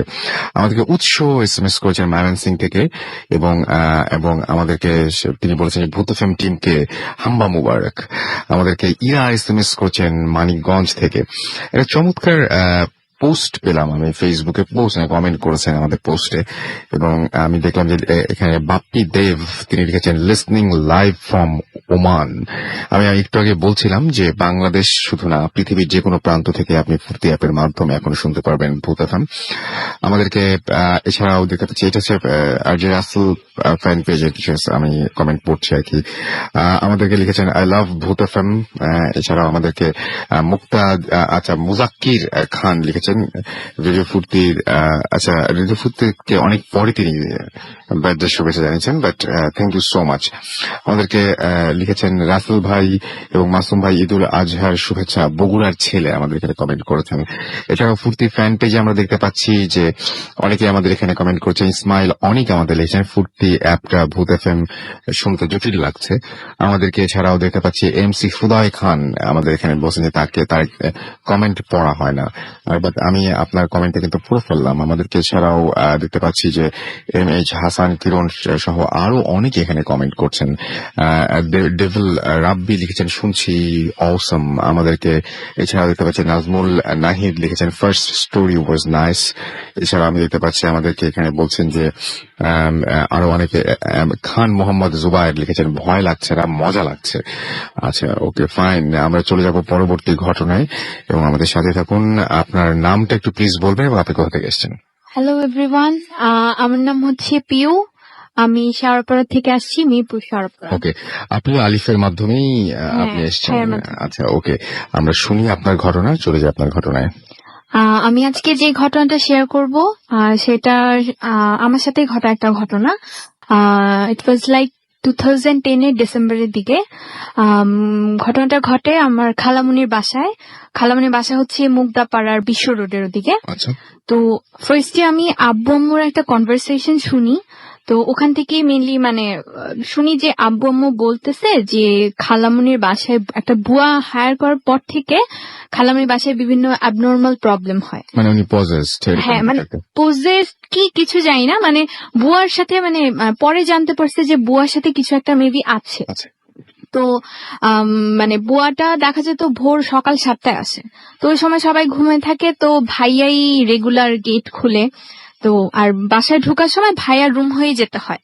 তো মেবি ওই সময় কিছু ওই বুয়ার সাথে জিনিসটা ভাইয়ার রুমে থেকে যায়, ওরকমই কিছু। তো মানে বুয়া হায়ার করার প্রায় 1 সপ্তাহ পর থেকে মেইনলি প্রবলেমটা হয়। একদিন ভাইয়া রাত 3:30টার দিকে ঘুমে থাকা অবস্থা হঠাৎ করে চিৎকার দিয়ে ওঠে। তো সবাই দৌড়ে চলে আসে কি হয়েছে। তো ভাইয়া একটু মানে সে বড়, এগুলা বলবে না, তো সে বলে যে না এমনি খারাপ স্বপ্ন দেখছি, তো এমনি সুরাটুরা পরে ঘুমায় যায়। তো এরপর কি হয়, ঠিক ওই দিনের পর থেকে ভাইয়া বলল যে ভাইয়ার মানে মনে হয় ভাইয়া অনেক জোরে চিৎকার দিচ্ছে, যে মানে সামান্য আস্তে চিৎকার দিলেও যে কেউ শুনতে পারবে, এটা ভাইয়ার মতে। কিন্তু আসলে কেউই বাসার কেউ চিৎকার শুনছে না, কিন্তু ভাইয়া যথেষ্ট জোরে চিৎকার দিচ্ছে। তো পরে যখন মানে ব্যাপারটা অনেক বেশি খারাপ হয়ে যায়, প্রায় 4-5 দিন পর ভাইয়ার অবস্থা খুব খারাপ হয়ে যায়, মানে ভাইয়া খুব সিক হয়ে যায়।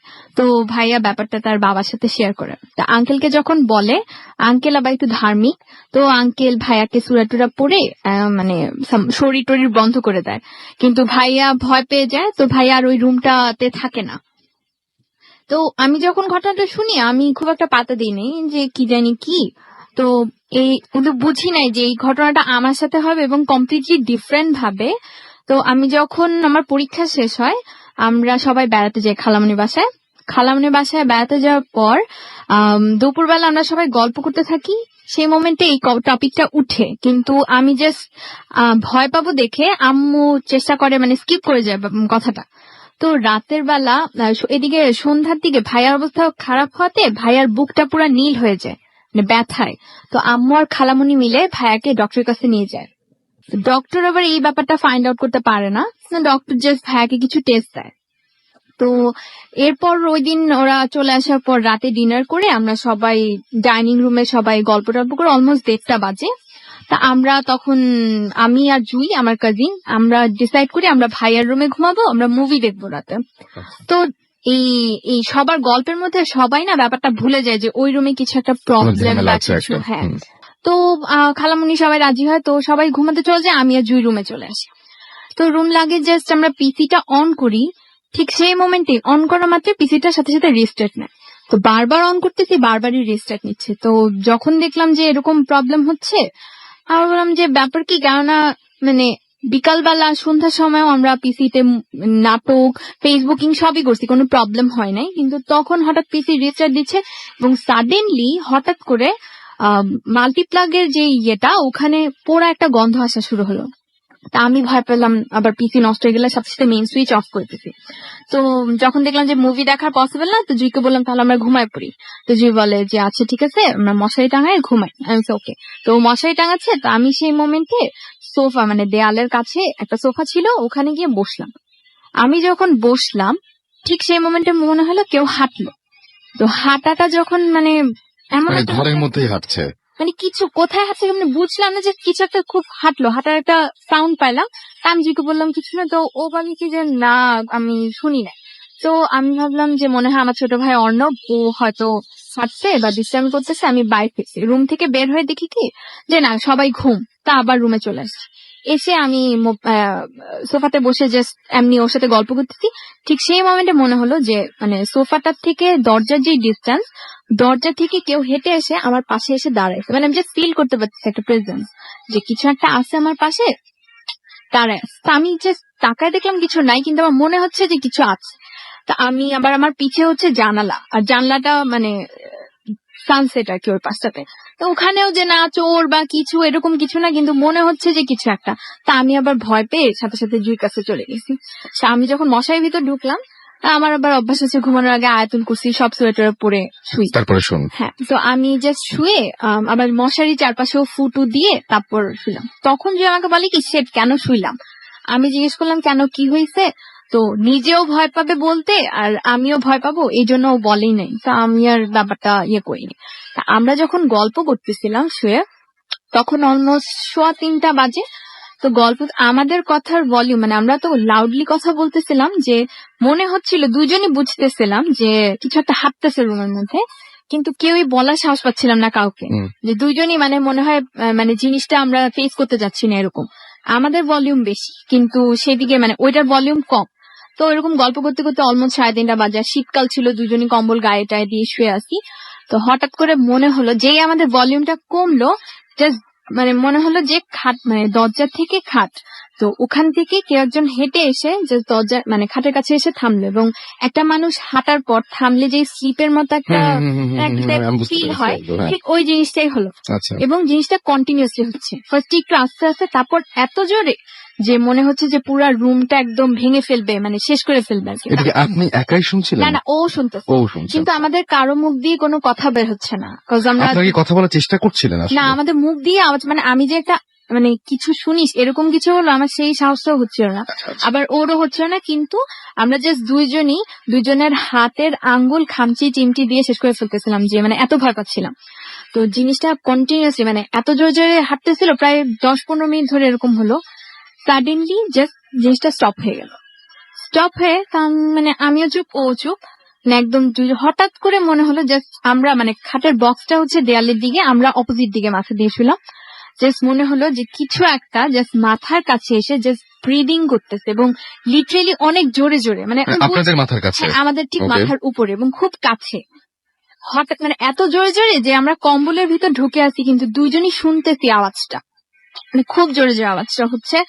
আমিও ভয় পাচ্ছি, ও ভয় পাচ্ছে, মনেও হচ্ছে যে মশারিটাও মানে কেউ ঝাঁকাচ্ছে, যে মানে কিছু ঢুকতে যাচ্ছে বাট পারতেছে না, মানে সেই জিনিসটা সে পুরো পাগল হয়ে গেছে এরকম কিছু একটা। এখন এরকম হচ্ছে, তারপর এই ব্রিথিংটাও কমে গেল। তারপর কি হলো, জাস্ট সে কন্টিনিউসলি মানে রুমের মধ্যে মানে ঘুরতেছে, একবার দরজার কাছে যায় পাগলের মতো, মানে দরজার কাছে যায়, তারপর খাটের কাছে আসে, আবার কাছে এসে ব্রিথিং করে, এরকমই করে যায়। তো এরকম হচ্ছে মানে মনে হচ্ছিল যে এই রাত আর কখনো শেষ হবে না, এত বেশি ভয় লাগতেছিল। মানে আমিও প্রায় কেঁদে দিব ভয়ে। আমরা দুজন খালি আমি খালি অনেক কষ্টে একবার একটু আওয়াজ করে ওকে খালি একটু সাহস করে বলছি কিছু শুনিস, ও জাস্ট খালি কি মানে জাস্ট এতটুকুই বলতে Just পারছে। যে আপনি তখন বুঝতে পারলেন যে আপনারা হ্যাঁ, দুজনেই ও শুনে, হ্যাঁ। তো তখন কয়টা বাজে জানি না, যে মানে অবস্থা খারাপ দুইজনেরই। আমি জাস্ট অনেক সাহস করে, কি মনে হলো যে সাহস করে আমি কম্বলটা উঠাই জোরে জোরে আঙ্কেল আঙ্কেল বলে চিৎকার দিলাম। আর আঙ্কেলও মেবি প্রিপেয়ার ছিল যে আমরা মেবি ডাকবো এরকম কিছু, কজ আঙ্কেল হয়তো জানতো ব্যাপারটা।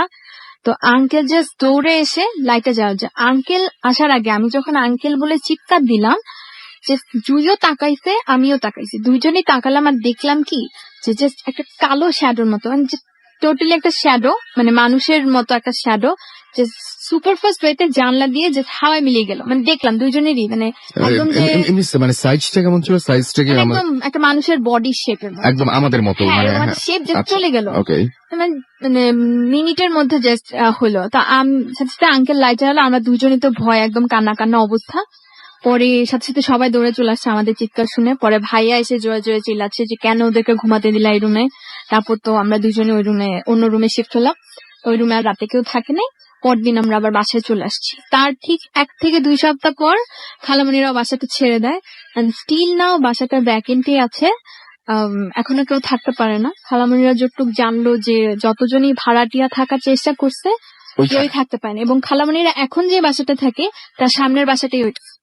তো আমি বেড়াতে গেলে এখনো দেখি ওই বাসাটা খালি, ওই ফ্লোরটা 3 তলাটা খালি। তো খুবই ভয়ঙ্কর, যদি বেড়াতে যাই আমার ওইটা দেখলেই খুব ভয় লাগে। আচ্ছা, মানে এটা একদম আপনাদের চোখের সামনে ঘটেছিল এবং হ্যাঁ, আপনারা এটা খুবই একটা, মানে এটা আসলে খুব ইজিলি এক্সপ্লেইন করলাম, বাট ওই রাতের হ্যাঁ আমি বুঝতে পারছি। আমি যারা একদম এখন যারা শুনছেন তাদেরও যদি এরকম একটা সিচুয়েশন ফেস করতে হয়, আপনাদের রুমের মধ্যে যদি এরকম একটা ঘটনা ঘটে, তাহলে আপনারা আসলে জিনিসটা ভালোভাবে বুঝতে পারবেন। আসলে অনেক কিছু শুনে খুব স্বাভাবিক মনে হয়, কিন্তু অনেক কিছুই এরকম হয় যে আজকেও যেমন আমি ঘর থেকে বেরোনোর সময় আমি ঘর থেকে বেরিয়েই গেছি এবং আমার হঠাৎ করে মনে হলো যে আমি বেরিয়ে আসার পরে তারপরে ঘরের মধ্যে শব্দ পাচ্ছি। মানে এটা একেবারেই মনের ভুল, বাট সেই সময়টা কেমন যেন হঠাৎ করে ভয় লাগলো। তো এরকম ছোটখাটো ব্যাপারে কিন্তু আমরা নিজেরা ভয় পাই, কিন্তু আমি এই যে এখন আপনাকে বললাম, এটা যদি সত্যিও হতো বা এটা সত্যি যদি ঘটতো, আমার যদি শোনার ভুল না হতো বা আমি যদি ভেবে নিতাম যে আমি ঠিকই শুনছি, আপনি অতটা ভয় পেতেন না। কিন্তু যার সাথে ঘটে তারা আসলেই মানে অসম্ভব হয়ে ওঠে জীবন। আমাদেরকে ফাহিম মগবাজার থেকে SMS করেছেন এবং তিনি গরু কেনার খবর জানতে চাচ্ছেন। না ভাই, এই কাজ আমি আসলে মানে আমাকে করতে হয় না, এখনো পর্যন্ত আমার বাবাই করেন। অনেক লিখেছেন যে স্টোরিটা আসলে অনেক তার কাছে ভালো লাগেনি। আমাদেরকে সাইকি SMS করেছেন এবং তিনি SMS করেছেন কামালাপুর, আচ্ছা কমলাপুর হবে এটা, আচ্ছা কমলাপুর, আচ্ছা কমলাপুর বসে আছেন তিনি, ট্রেনের জন্য ওয়েট করছেন, ভূত FM শুনছেন, কিন্তু স্ট্রেঞ্জ লাগছে। হ্যাঁ, আমার মনে হয় যে আজকে অনেক মানুষ এই মুহূর্তে ঘরে ফেরার জন্য হয়তো বাস স্ট্যান্ডে বসে আছেন, স্টেশনে বসে আছেন, লঞ্চ টার্মিনালে বসে আছেন, এয়ারপোর্টে বসে আছেন। সো আমার যেটা মনে হয় যে কেউ বাড়ি যাচ্ছেন, কেউ দেশের বাইরে যাচ্ছেন, কেউ গ্রামে ফিরছেন, কেউ দেশের বাইরে থেকে ফিরে আসছেন দেশে।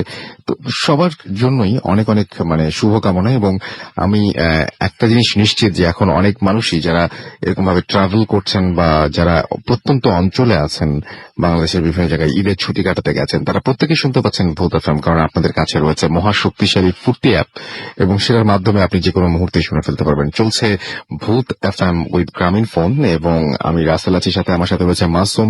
আজকের অতিথিরা আছে আমাদের সাথে এবং ইথিকা লিখেছেন হাম্বা মুবারক টু এভরিওয়ান। আমাদের সবার পক্ষ থেকে আপনার জন্য হাম্বা মুবারক। সোহেল এবং আমাদের লিখেছেন যে চিটাগাং থেকে তিনি আমাদের এসএমএস করেছেন। জিকু গাজীপুর থেকে আমাদের এসএমএস করেছেন এবং তিনি বলছেন যে পরের ঘটনাটা অসম। আই লাভ ভূত এফএম, বাট আমার এসএমএস পড়া হয় না, আমি আপনার এসএমএসটা পড়ে ফেললাম। আমাদেরকে এছাড়াও এখানে দেখতে পাচ্ছি যে বুড়ি এসএমএস করেছেন, এছাড়াও আমাদেরকে জাহিদ এখানে এসএমএস করেছেন। আচ্ছা, এবং আমাদেরকে এসএমএস করেছেন দেখতে পাচ্ছি এছাড়াও হৃদি, এবং তিনি বলছেন যে অনেকদিন পর তিনি শুনছেন আমাদেরকে। সিমি এসএমএস করেছেন, লিখেছেন যে হরিবল। আমাদেরকে সামিহা চট্টগ্রাম থেকে এসএমএস করেছেন। এছাড়া আমাদেরকে অপূর্ব এসএমএস করেছেন, সময় আমাদের এসএমএস করেছেন, আরো অনেকে আমাদের এসএমএস করছেন এই মুহূর্তে, ফেসবুকেও লিখছেন অনেকে। এবং আমাদেরকে এইচ রনি আর আমার যে ফ্যান পেজটা রয়েছে সেখানে লিখেছেন যে তিনি কোন এপিসোড মিস করেন না। এবং আমাদেরকে দেখতে পাচ্ছি যে বোকা সাব্বির লিখেছেন নো কমেন্ট, সুপার। আমাদেরকে এছাড়াও লিখেছেন, এটা আজকে অনেকেই লিখছেন। আমাদেরকে এখানে দেখতে পাচ্ছি মানব লিখেছেন যে অলৌকিক ঘটনার ব্যাখ্যা পেতে চাই। আমরা চেষ্টা করব, সময় যদি থাকে, সব গেস্টদের ঘটনা শোনার ফাঁকে ফাঁকে আমরা চেষ্টা করব মানে যে এইগুলো আপনাদের জানিয়ে দিতে। আমাদেরকে অ্যাঞ্জেল মেঘলা লিখেছেন ভয় লাগছে। এছাড়া আমি দেখতে পাচ্ছি আমাদেরকে তুষার লিখেছেন রিয়েলি অসম। আমাদেরকে এইচ রনি আবারও লিখেছেন হসপিটালের কোনো স্টোরি আছে ভাই, আমরা শুরুতেই শেয়ার করেছি, আপাতত আজকে আর সেরকম থাকছে না। আমাদেরকে ইব্রাহিম হুসাইন লিখেছেন যে অনেক মজা লাগছে। এমডি খোকা বাবু লিখেছেন যে কি করি। আমাদেরকে এছাড়াও দেখতে পাচ্ছি আরো অনেকেই আমাদের এখানে এসএমএস করছেন। জুবায়ের লিখেছেন যে তার কাছে অনেক ভালো লাগছে প্রথম জোস। আমাদেরকে এছাড়াও পাঠক ইসলাম এরামের ফুর্তি ফ্যান পেজের এসএমএস পড়ছি এবং তিনি লিখেছেন যে লাস্ট ঘটনাটা নাইস। আমি এখন জানি দিই কিভাবে আমাদের সাথে যোগাযোগ করতে হবে। আমাদেরকে যদি এসএমএস করতে চান মোবাইলের মেসেজ অপশনে গিয়ে টাইপ করবো ফুর্তি FORTI, ফুর্তি স্পেস দিলে করে আপনার নাম স্পেস দিয়ে আপনার মেসেজ পাঠাতে 940 নাম্বারে। যদি আমাদের ইমেল করে ঘটনা পাঠাতে চান তাহলে আমাদের অ্যাড্রেস হচ্ছে bhutfm@radiofuti.fm, which is BHWTFM@RADIOFORTI.FM। আমাদের ফেসবুক ফ্যান পেজ যেটা আমার, সেটার অ্যাড্রেস www.facebook.com/bhutfm.russell। এছাড়াও আমাদের যেটা ফুর্তি ফ্যান পেজ সেখানে আছে www.facebook.com/radiofurti, radio.furti। আপনারা দুটো পেজেই আসবেন এবং আমাদের পোস্টগুলো দেখবেন, লাইক দেবেন, কমেন্ট করবেন, জানাবেন ভূত এফএম কেমন লাগছে, কি অবস্থা, সবকিছু। আমরা এক ছোট্ট বিরতিতে যাব কারণ আমাদের গেস্ট চেঞ্জ করতে হবে এবং তারপরে আমরা আবারও ফিরে আসবো। সেই পর্যন্ত আমাদের সাথে কথা যাবেন না। Comes alive with the driving force.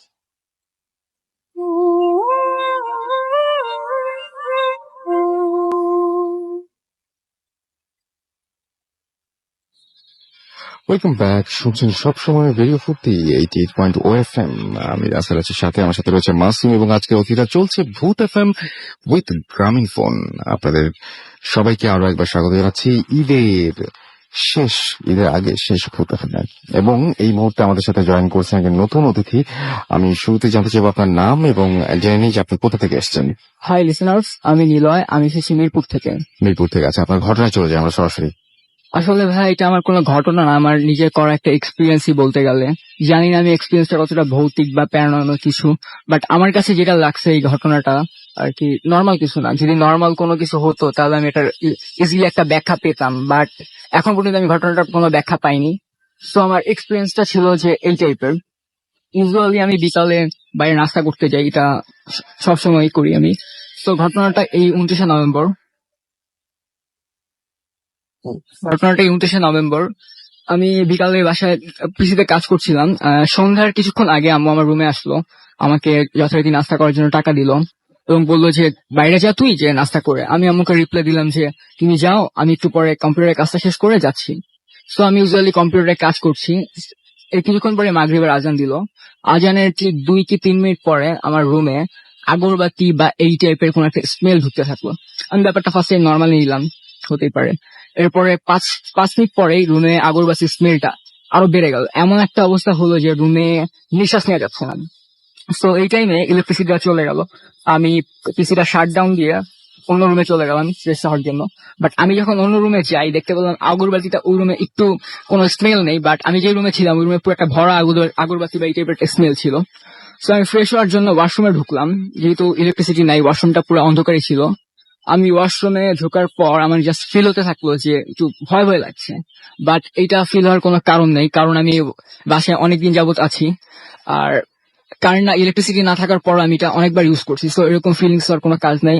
আমি ব্যাপারটা নর্মালি নিলাম, ফ্রেশ ট্রেশ হলাম, হয়ে বাইরে যাবার জন্য একটা প্রিপারেশন নিলাম। যেই টাইমে আমি আমার বাসার গেটটা ক্লোজ করে বেরোচ্ছি, সেইটা অন্ধকার ছিল, ইলেকট্রিসিটি ছিল না। আর যাদের বাসায় মেনলি আইপিএস ছিল, তাদের জানলা দিয়ে হালকা হালকা লাইটটা সিঁড়িতে পড়ছিল। সো আমি কিভাবে জানি ফোনের লাইটটা অন করলাম, এটা আমি কখনো করি না, বিকজ আমি বাসায় অনেকদিন যাবত আছি।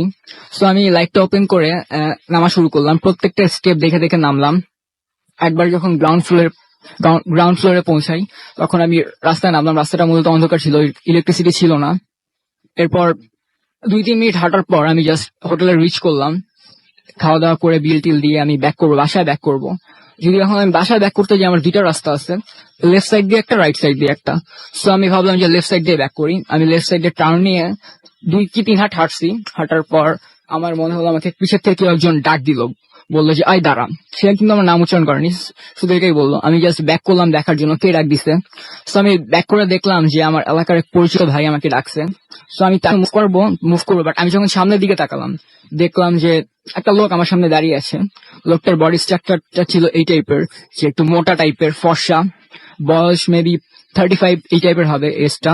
আর লোকটার যা বডি স্ট্রাকচারটা ছিল, তার সাথে আমার একটা কাজিনের হাজবেন্ডের চেহারা অনেক মিল ছিল। সো আমি ফার্স্ট টাইম ভাবছিলাম সে হয়তো।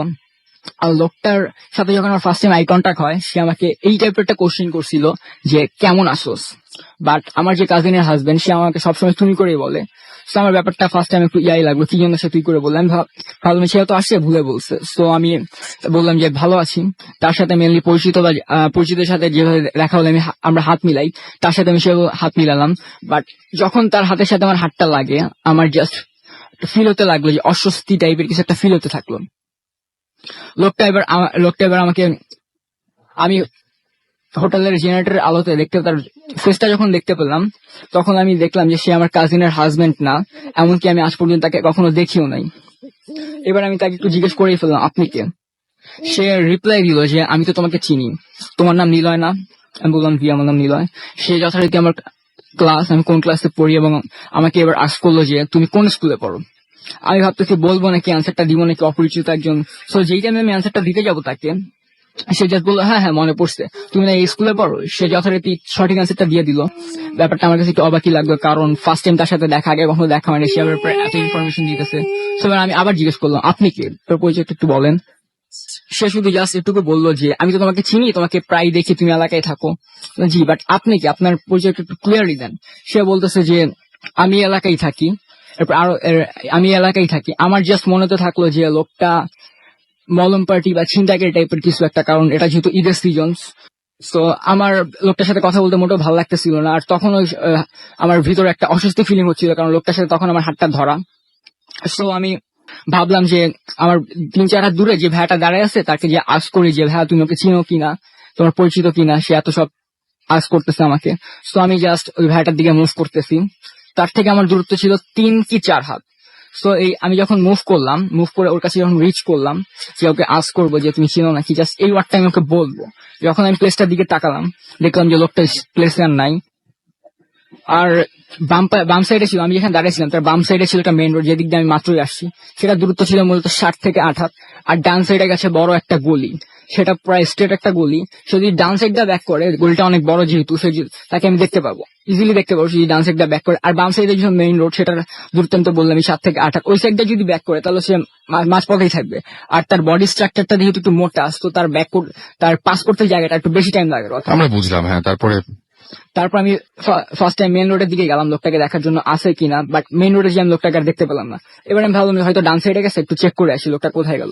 এবার ডান সাইডে যখন পেলাম না, তখন আমার একটু একটা স্ট্রেঞ্জই লাগলো, কারণ একটা মানুষ 3 থেকে 4 এর ভিতরে এই জায়গাটা পাস করা কোনোভাবেই সম্ভব না। ঠিক আছে, আমরা বুঝলাম, কিন্তু আপনার কি মনে হয় তাহলে? আমার মেনলি মনে হচ্ছে যে আমার আম্মুর সাথে এই টাইপের একটা ঘটনা ঘটছিল।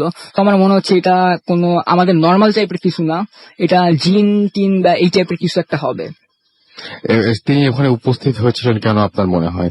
আমার মনে হচ্ছে সে আমাকে কোনো মেসেজ দিতে আসছিল, বাট সে যখন লাস্ট টাইম কিছু কথা বলতেছিল আমি তার শুনিনি, বাট ইগনোর করে আমি অন্য সাইডে চলে গেছি, কারণ তার সাথে কথা বলতে আমার মোটেও ভালো লাগতেছিল না। সেজন্য ওকে, আপনাকে অনেক ধন্যবাদ আপনার ঘটনার জন্য। আমরা আবারও আপনাদের কাছে ফিরে আসব যদি সময় থাকে। আমরা আপাতত কিছু SMS পড়বো। সাইদ আমাদের SMS করেছেন, SMS করে বলেছেন যে নারায়ণগঞ্জ থেকে তিনি SMS করেছেন। আকাশ নিলয় আমাদের SMS, আচ্ছা আকাশ লিখেছেন ঢাকা থেকে, নিলয়ের ঘটনাটা তার কাছে ভালো লাগেনি। আমাদেরকে ইফাজ কেরানীগঞ্জ থেকে লিখেছেন।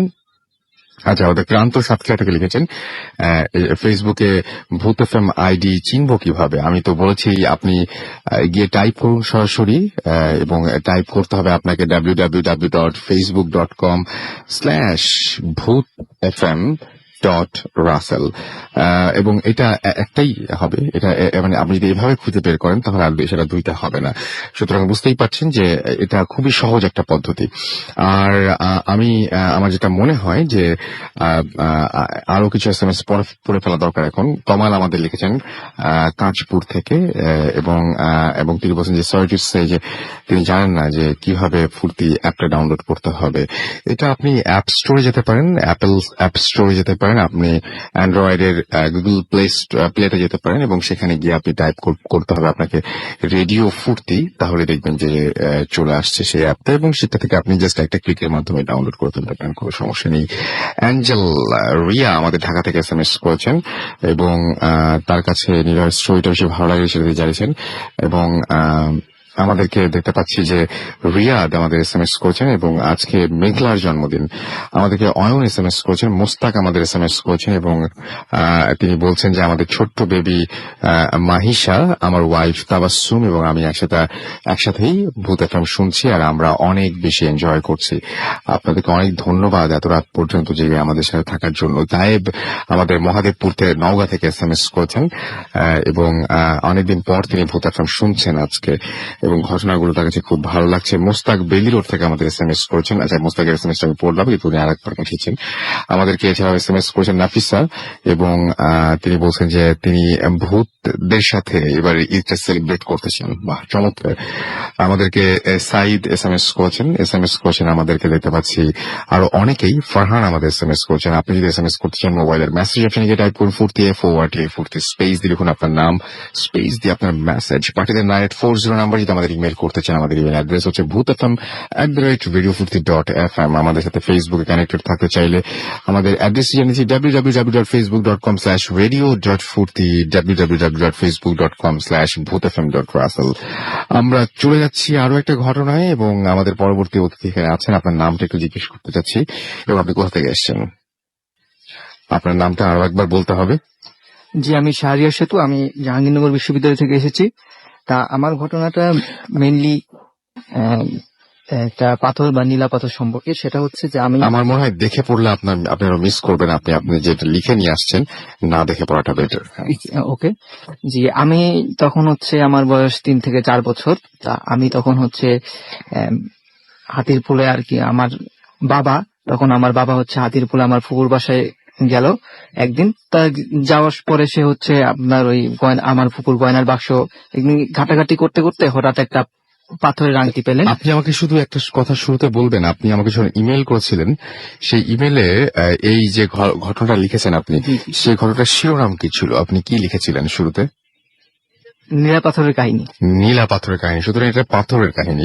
খুবই ডিফারেন্ট একটা ঘটনা, এবং আমরা মোটামুটি পাথরের কাহিনী শুনেছি বলে আমার মনে পড়ে না, বাট এখন শুনছি আমরা নীলা পাথরের কাহিনী। আসলে পাথর নিয়ে তো সেভাবে কোনো, পাথর তো নর্মালি আংটি আমরা শৌখিনতার কারণে হচ্ছে পড়ি, কিন্তু দেখা যাচ্ছে যে আমার জীবনে যে ঘটনাটা ঘটেছে সেটা একটু অন্যরকম বা ডিফারেন্ট। ঠিক আছে, একটা প্যারানর্মাল ঘটনা, যেটা হচ্ছে অনেক ঘটনার থেকে একটু ডিফারেন্ট টাইপের।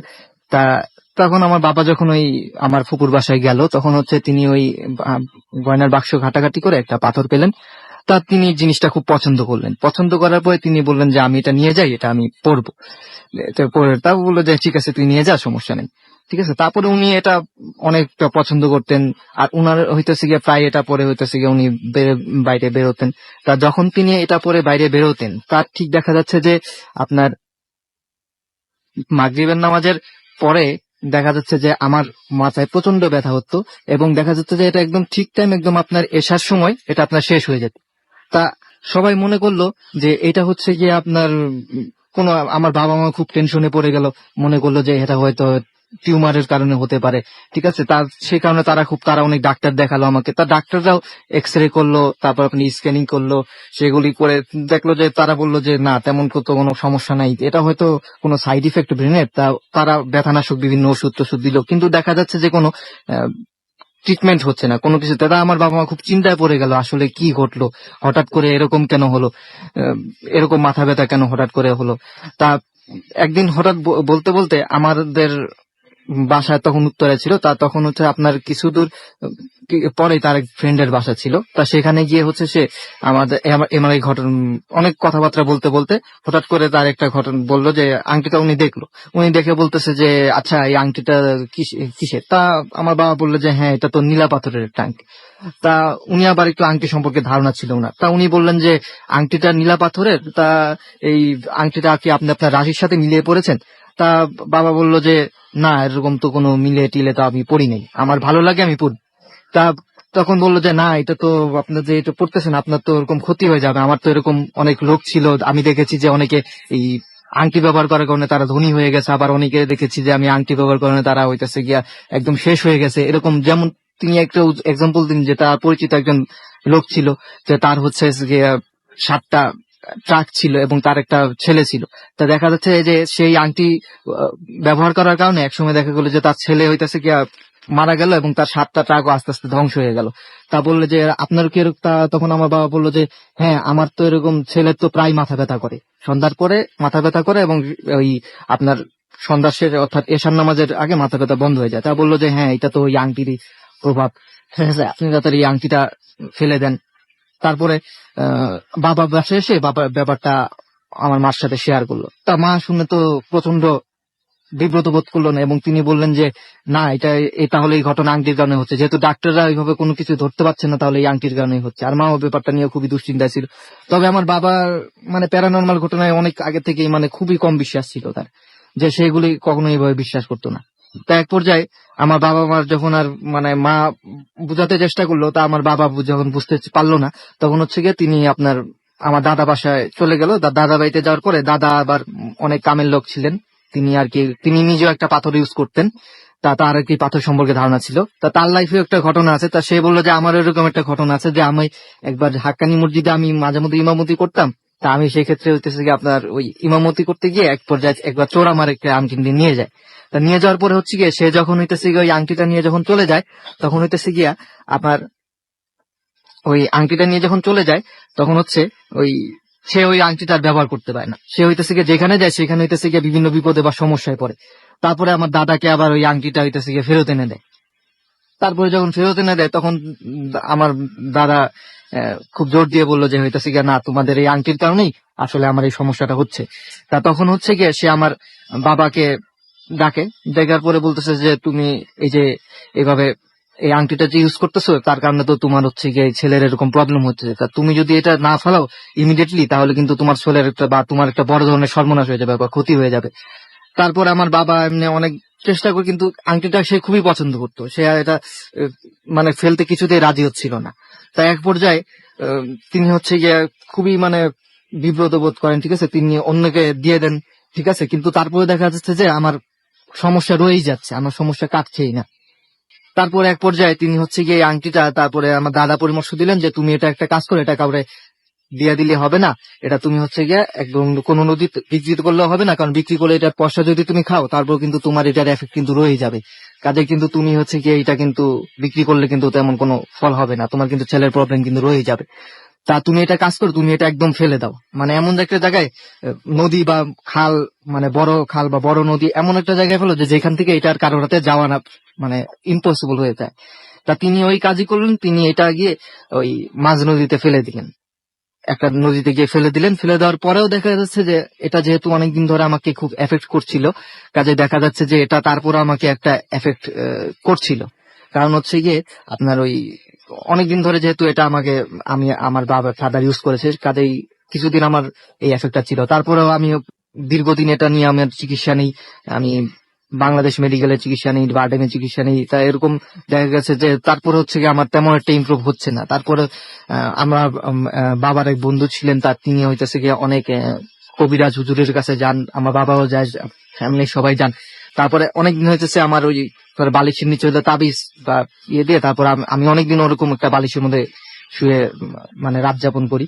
তারপরে আস্তে আস্তে দেখা যায় যে আল্লাহর রহমতে আমার আস্তে আস্তে এই সমস্যাগুলো দূর হয়ে যায়। এবং সেটা কোনো চিকিৎসা ছাড়াই দূর হয়েছিল আপনার? জি জি, মানে Okay. ওরকম কোন টেকনিক্যাল চিকিৎসা ওরকম আর কি আস্তে আস্তে ওই দোয়া বা বিভিন্ন তাবিজের কারণে আর কি আমার এই সমস্যাটা আস্তে আস্তে প্রবলেমটা দূর হয়ে যায়। কিন্তু আমি আজ পর্যন্ত মানে এই আংটি, একটা সামান্য আংটি, সেটা কিভাবে এত বড় একটা ইফেক্ট ফেলতে পারে সেটা আমি আজকে পর্যন্ত এইটা প্রশ্নের উত্তরটা আমি খুঁজে পাই। আপনার সঙ্গে আরো একজন এসেছেন, আমি আপনার নামটা একটু জানতে চাই। কি নাম আপনার? একই সাথে এসেছেন আপনারা? জি রাসেল ভাই, আমি রাজু কুতুল্লাহ মধ্য কলেজে পড়তেছি। আমার নাম জোনাক নাজ, আমি তার ছোট বোন, ওকে ভাইয়ের ছোট বোন। ওকে, তাহলে আপনারা দুজনে একসঙ্গে এসেছেন। তো আপনি এই ঘটনাটা যখন মানে যখন উনি খারাপ সময় কাটাচ্ছিলেন তখন কি আপনি দেখেছেন? হ্যাঁ অবশ্যই, কারণ আমি তো তার ছোট বোন, আমি তার সাথেই ছিলাম। আমি সেই সময়টাতে ফিল করতে পেরেছিলাম যে আমাদের ফ্যামিলিতে কত বড় একটা দুর্যোগ নেমে এসেছিল। কারণ একটা ছেলে, একমাত্র যে কোনো বাসার একমাত্র ছেলের উপর যদি কোনো একটা এফেক্ট পড়ে, সেটা টোটাল একটা ফ্যামিলির উপরেও এফেক্ট পড়ে। আর একটা আংটির ব্যাপারে যেহেতু এরকমটা হয়েছে, তো সেটা আমার ফ্যামিলিও বিশ্বাস করতে পারতেছিল না। বেসিক্যালি আমার আব্বু কখনোই বিশ্বাস করতে চাচ্ছিল না যে এটা শুধুমাত্র আংটির কারণে হয়েছে। সো সে আংটিটা যেহেতু পছন্দ করতো, ফেলে দিতে চাচ্ছিল না। আর আমার ভাইয়া তো মানে এত পরিমাণে অসুস্থ ছিল, আমার আম্মু বিশ্বাস করেছে এই জন্য যে সে এতটা অসুস্থ ছিল অথচ তার কোনো রোগ নেই। রোগ যদি থাকতো তাহলে সে হয়তো বা মানতে পারতো যে না, এটা আংটির কারণে না, কিন্তু কোনো মাথায় কোনো অসুবিধা নেই, কোনো অসুখ হয়নি তার। আর আমার দাদা যেহেতু একজন কামেল মানুষ ছিলেন, সে অনেক কিছু জানতেন, এইরকমের জাদুটোনা বা প্যারানরমাল অনেক কিছু সে জানতেন। তো সেই সমস্ত কারণে সে যখন শুনেছে যে আংটির ব্যাপার আছে কিনা, সে সাথে সাথে ধরতে পেরেছেন যে হ্যাঁ, আংটির কারণেই এটা হয়েছে। সো আমার দাদু যখন বললেন যে বাবা তুমি এটা শুধু শুধু প্যারানরমাল ভেবে সময় নষ্ট করো না, এটা আংটির কারণেই হয়েছে, আমি শুনে বুঝতে পেরেছি এটা আংটির কারণে হয়েছে, তুমি এটা মাছ নদীতে ফেলে দাও, কোন একটা জায়গায় গিয়ে মাছ ধরতে ফেলে দাও, এবং এটা যদি তুমি বিক্রি করে এই পয়সাও খাও, তাহলে তোমার হচ্ছে একদম তোমার ফ্যামিলিটা তো এখন একজনের উপর এফেক্ট করতেছে, তখন দেখা যাবে যে তোমার হোল ফ্যামিলির উপর এফেক্ট করতেছে, হয়তো তোমার মেয়ে বা সন্তান আর যারা যারা আছে সবার উপরে এফেক্ট করতে পারে। এখন তুমি এটা একটাই উপায় আছে, তবে আমার দাদার যেহেতু জানতেন এই ব্যাপারগুলো, সো আমাদের অনেক উপকার হয়েছে। কারণ উনি না থাকলে হয়তো আমরা এইটা এখনো খুঁজে পেতাম না যে আমরা কিভাবে ভাইয়াকে বাঁচাবো, মানে এটা কোথায় ফেললে লাভ হবে বা এটা কি বিক্রি করে খাবো, মানে এই জিনিসটার অ্যান্সারটা আমরা পেতাম না। সো আমার ভাইয়াকে বাঁচানো হয়তো বা সম্ভব হতো না। তো আমার দাদাকে অনেক থ্যাঙ্কস যে সে অনেক কিছু জানতেন বিধেই আমার ভাই আজ পর্যন্ত বেঁচে আছে। আচ্ছা, এখন তো আপনাদের আর কোনো সমস্যা নেই এই মুহূর্তে? এখন কোনো সমস্যা হয়নি। ওই Okay. মাথা ব্যথাটা আর কখনো হয়নি, মানে অকারণে মাথা ব্যথা এবং এতটা মাথা ব্যথা কখনো হয়নি। আপনি কি এই সমস্ত আংটি টাংটি পরার পক্ষে? আপনার মনে হয় যে না, এটা আমার পরা- কাছে মনে হয় আংটি কখনো কারোর মানে এরকম চেঞ্জ আনতে পারে না, এটা আমার ধারণা। তবে তার হয়েছে মানে ওটা একটা সময় গিয়েছে, কিন্তু যে সেই সময়টাতে প্যারানরমাল ঘটনা ঘটতো, তো আমার কাছে মনে হয় আংটিতে কিছু একটা ছিল। এখন হয়তো বা নেই, এখন অনেকে আধুনিক হয়েছে যুগ, এখন অনেক জিনিসটা আধুনিক হয়েছে, এই কারণে হয় না। কিন্তু আগে ওই আংটিতে অবশ্যই কিছু ছিল, এটা আমি বিশ্বাস করি, তা না হলে এরকমটা হওয়ার কথা না। আর এটা সহজে হওয়ারও কথা না, কারণ একটা আংটি কিভাবে মানুষের অসুস্থতার কারণ হতে পারে সেটা এখন পর্যন্ত আমার বোধগম্য নয়। ওকে, আপনাকে অনেক ধন্যবাদ। আমরা আবারও কিছু SMS পড়বো, তবে তার আগে আমাদের একটা ছোট্ট বিরতিতে যেতে হবে এবং বিরতির পরে আমরা আবারও ফিরে আসব। সেই পর্যন্ত আপনারা অবশ্যই যে আমাদেরকে SMS করবেন, এবং SMS করার নিয়মটি তো জানেনই, তারপরে আরেকবার বলে দিচ্ছি। আমাদেরকে SMS করতে হবে, মোবাইলের মেসেজ অপশনে গিয়ে টাইপ করতে হবে ফুর্তি FORTI স্পেস দিয়ে লিখতে হবে আপনার নাম, স্পেস দিয়ে আপনার মেসেজ পাঠিয়ে দিতে হবে 9840 নাম্বারে। যদি আমাদের ইমেল করতে চান তাহলে আমাদের ইমেল অ্যাড্রেস হচ্ছে bhutfm@radiofurti.fm, which is bhutfm@radioforti.fm। আপনার নাম, ঠিকানা এবং ফোন নাম্বার সহ আপনার জীবনে ঘটে যাওয়া সেরা ঘটনাগুলো পাঠিয়ে দিন আমাদের কাছে। আর আপনার জীবনের ঘটে যাওয়া ঘটনা না হলে হবে হয়তো আপনার চারপাশে অনেক অনেক মানুষ আছেন যারা এখানে এসে শেয়ার করতে পারছেন না, বাট আপনি তাদের ঘটনাগুলো জানেন। সেরকম হলেও হবে, আমাদেরকে সেই ঘটনাগুলো জানিয়ে দিন। আর যারা আমাদের সাথে ফেসবুকে কানেক্টেড থাকতে চান তারা চলে যান www.facebook.com/radio.furti অথবা www.facebook.com/bhutfm.russell দুটোতেই আপনারা যেতে পারেন এবং সেখানে গিয়ে কমেন্ট করতে পারেন, লাইক দিতে পারেন আমাদের এই পেজগুলোতে, এবং সেখানে এসে আপনারা জানাতে পারেন ভূত এফএম আজকের এপিসোডটা কেমন লাগছে, কোন ঘটনাটা কত বেশি ভালো লেগেছে আপনাদের, কোন ঘটনাটা আরেকটু অন্যরকম হলে ভালো হতো আপনাদের কাছে মনে হচ্ছে, মানে আরো অন্য কোন ধরনের যদি ঘটনা আপনারা শুনতে চান।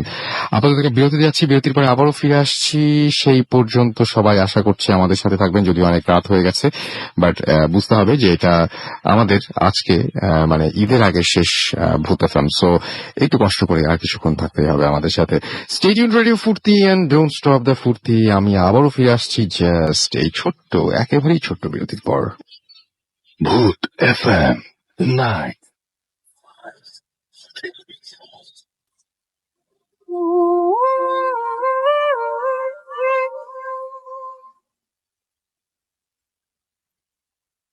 আরো একবার সবাইকে স্বাগত জানাচ্ছি, আমি রাসেল। শুনছেন সবসময় রেডিও ফুর্তি, আমি রাসেল আছি, সাথে আমার সাথে রয়েছে মাসুম এবং আজকের অতিথিরা। আর চলছে ভূত এফএম। আপনারা জানেন যে ভূত এফএম এখন আরো অন্যরকম উইথ গ্রামীণ ফোন এবং আপনাদের সহযোগিতা পেলে আমরা যেতে চাই বহুদূর। আমাদেরকে আমি আরো একটা ইন্টারেস্টিং এসএমএস পেয়েছি, না কমেন্ট পেয়েছি, ফেসবুকে লিখেছেন যে ইটালি থেকে লাইভ ভূত এফএম শুনছেন এবং তিনি লিখেছেন ভেরি নাইস। নাম হচ্ছে হাসান শেখ। আমার পেজে তিনি লিখেছেন এটা। আমাদেরকে রবিন গাইডস লিখেছেন যে Bhoot FM we are always with you. Eid চলে আসছে একদম, আজকে তো বিজয়ের দিন, শেষ করলাম আমরা কালকে বিসর্জন, মানে কালকে মানে কি আজকে বিসর্জন, গতকালকে বিজয় ছিল না, রাত 12টা পার হয়ে গেছে। আমাদের সামনে ঈদ, সবকিছু মিলিয়ে একটা উৎসব ব্যাপার, এবং তার মধ্যে আমরা শুনছি ভূত এফএম। জেরি আমাদের লিখেছেন যে রাসেল ভাই ঈদ মুবারক, আপনাকেও ঈদের অনেক অনেক শুভেচ্ছা। আমাদেরকে এছাড়াও দেখতে পাচ্ছি যে আনোয়ার খান লিখেছেন যে আরো স্টোরি চাই। আমাদেরকে এছাড়াও আমাদের দেখতে পাচ্ছি মেহেদুল ইসলাম গাফফর লিখেছেন, এখানে কমেন্ট করেছেন।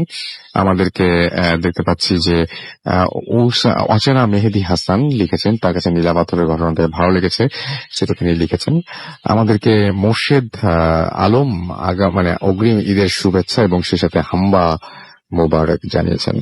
আমাদের ফুর্তি ফ্যান পেজেও দেখতে পাচ্ছি যে অসংখ্য আপনাদের লাইক, কমেন্ট, থ্যাংক ইউ আমাদের সাথে থাকার জন্য। এবং আমাদেরকে লিখেছেন রাসেল ভাই উইথ মাই কমেন্ট, স্টোরিটা জোশ হয়েছে। আচ্ছা, কোন স্টোরিটা সেটা আমাকে একটু যদি বলতেন তাহলে খুব ভালো হতো। আমাদেরকে সজল খান লিখেছেন যে আজকের যে পোস্টে যে ছবিটা রয়েছে সেই ছবিটা দেখে তিনি বেশ ভয় পেয়েছেন, তার কাছে ভালো লেগেছে ছবিটা। আমাদেরকে এছাড়াও দেখতে পাচ্ছি নীলাঞ্জনা শ্রাবণী এখানে কমেন্ট করেছেন। আপনি যদি কমেন্ট করতে চান তাহলে চলে যান www.facebook.com/radio.furti এই অ্যাড্রেসে। আমাদেরকে এছাড়াও দেখতে পাচ্ছি পলাশ দাস এখানে কমেন্ট করেছেন, এবং তিনি বলছেন যে তিনি আফ্রিকা থেকে এখন শুনছেন পলাশ দাস এই মুহূর্তে। আচ্ছা, এবং পলাশ দাসের যেটা এখানে, এটা আপনি মানে এটা কোন আফ্রিকা আমি ঠিক জানি না। আচ্ছা, না এটা হচ্ছে আফ্রিকাটা থেকে। আচ্ছা, তাই খুব আচ্ছা আমি ঠিক বুঝতে পারলাম না আপনার এটা। আচ্ছা, নিয়ামুল হাসান আমাদের এসএমএস করেছেন, এখানে কমেন্ট করেছেন। আলামিন ইসলাম আমাদের কমেন্ট করেছেন এখানে, এবং আমাদের কাছে যে ঈদের এপিসোড সম্পর্কে কিছু বলুন।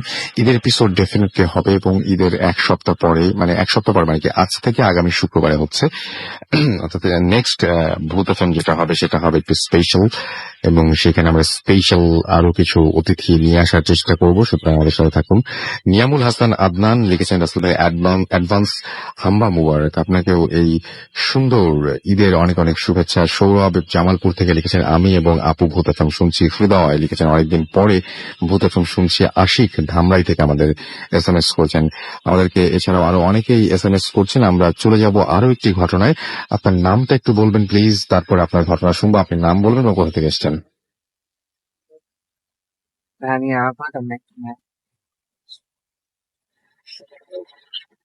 ঘটনাটা 2013 সালের। আমি যখন ঢাকাতে অ্যাডমিশন নিই তখন আমার অ্যাডমিশন নেওয়ার পরে ক্লাস শুরু হয় না, তার কারণে আমি বাসায় থেকে যাই। আমাকে বাসায় রেখে দেওয়া হয়, যে বলে যে যখন ক্লাস শুরুর ডেট দেবে তখন তুমি ঢাকাতে যাবা। তো বাসায় থাকি, তখন রমজান মাস, সামনে ঈদ। তো এখন আমার দুলাভাইয়ের দোকান আছে বাজারে, তো দুলাভাই বলে তুমি তো বাসায় আছো, তো আমাকে হেল্প করো। তো প্রতিদিন সকালে দুলাভাইয়ের দোকানে যাই, আর রাত্রে ফিরি, রাত 12টা-1টার দিকে ফিরি, একাই ফিরি। দুলাভাইয়ের বাসা একদিকে, আমাদের বাসা আরেকদিকে। তো এইভাবে ফিরতে ফিরতে দোকানে অনেক কিছু নিয়ে আলাপ হয়। তো একদিন মানে এমনিতে আলাপ হলো যে ভূত নিয়ে আর কি, মানে এইসব দেখে, ভূত এসব নিয়ে। তো যে এক একজন এইসব দেখছে, তো আমিও দেখছি আমার সামনে, মানে অনেকের ঘাড়ে তারে অনেক কিছু আসে, বাট আমি বিশ্বাস করি নাই, মানে কখনোই বিশ্বাস করি না। কিন্তু আমার মনে যাচ্ছে যে এরা তো এগুলা করে, তো আমিও দেখি কিছু দেখতে কাদের পারি। কথা বলছেন? তো মানে আমাদের এখানে অনেকের ঘাড়ে আর কি, মানে ওই যে জিন টিন, তারপরে এমনি ভূত টুত বলে সবাই এগুলো আসে নাকি, আসে, আমি এগুলো দেখছি। তো ওদের নিয়ে অনেক ঘটনা আছে।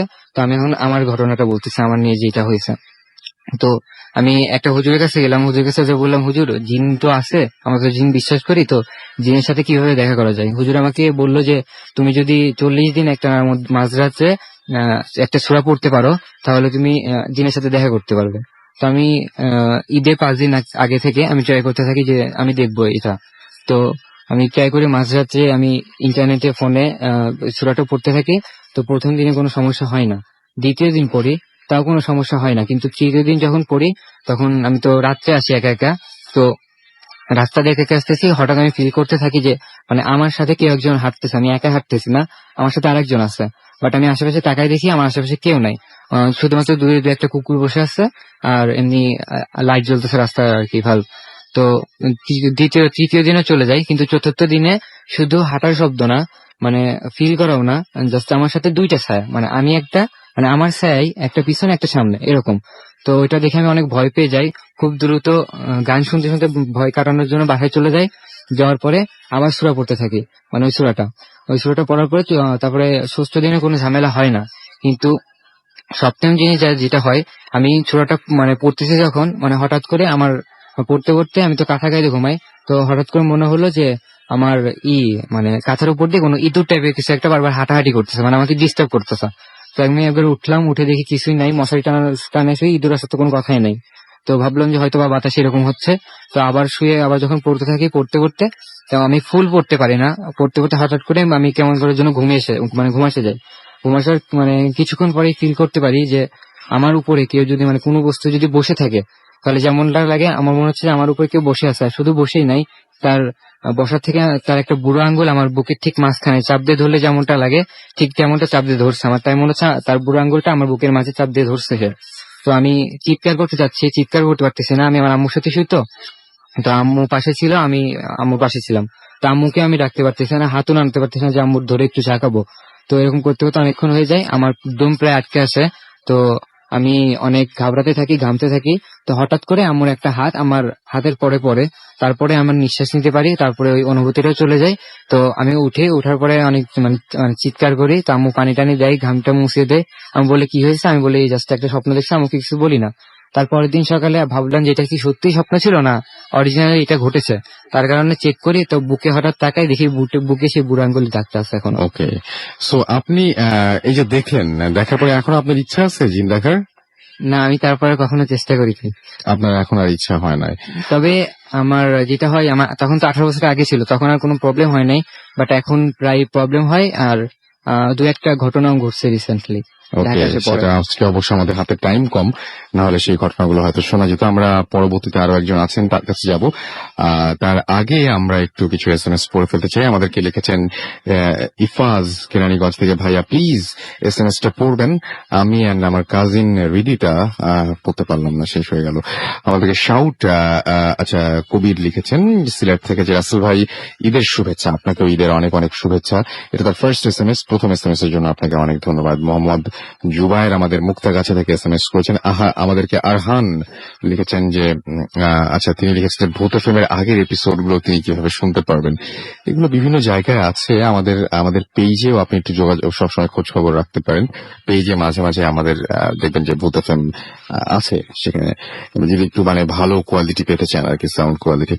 দীপ আমাদের মানিকগঞ্জ থেকে লিখেছেন যে অনেক গেস্ট, তাই ভালো মতো শুনতে পাচ্ছি না, বাট সেকেন্ড স্টোরিটা অনেক ভালো ছিল। জিহাদ আমাদের লিখেছেন, SMS করেছেন। আশিক আমাদের ধামরাই থেকে SMS করেছেন। এছাড়াও আমাদেরকে সিয়াম SMS করেছেন।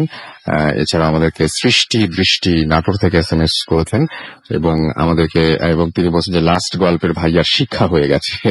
জাপানিজ আমাদেরকে, আচ্ছা নামটা পড়তে পারলাম না, আচ্ছা আমাদের জাপানিজ কিউটি লিখেছেন, আচ্ছা পড়তে পেরেছি এখন, মগবাজার থেকে যে অ্যাডভান্স ঈদ মোবারক জানিয়েছেন তিনি। দীপ মানিকগঞ্জ থেকে আমাদের SMS করেছেন, রিয়া আমাদের SMS করেছেন এবং তিনিও অগ্রিম ঈদের শুভেচ্ছা জানিয়েছেন। আকাশ ঢাকা থেকে আমাদের SMS করেছেন আমাদেরকে সৌরভ শিশির, তার গল্পগুলো ভালো লাগছে। শাকিল সিলেট থেকে আমাদের SMS করেছেন আমাদেরকে শাহিন সহ আরো অনেকে। আপনি যদি SMS করতে চান তাহলে মোবাইলের মেসেজ অপশনে গিয়ে টাইপ করুন ফুর্তি FORTI ফুর্তি, স্পেস দিয়ে লিখুন আপনার নাম, স্পেস দিয়ে আপনার মেসেজ পাঠিয়ে দিন 9840 নাম্বারে। যদি আমাদের ইমেল করতে চান আমাদের ইমেল অ্যাড্রেস হচ্ছে bhutfm@radio-furti.fm। ফেসবুকে যদি কানেক্টেড থাকতে চান তাহলে চলে যান www.facebook.com/radio.furti অথবা www.facebook.com/bhutfm.russell।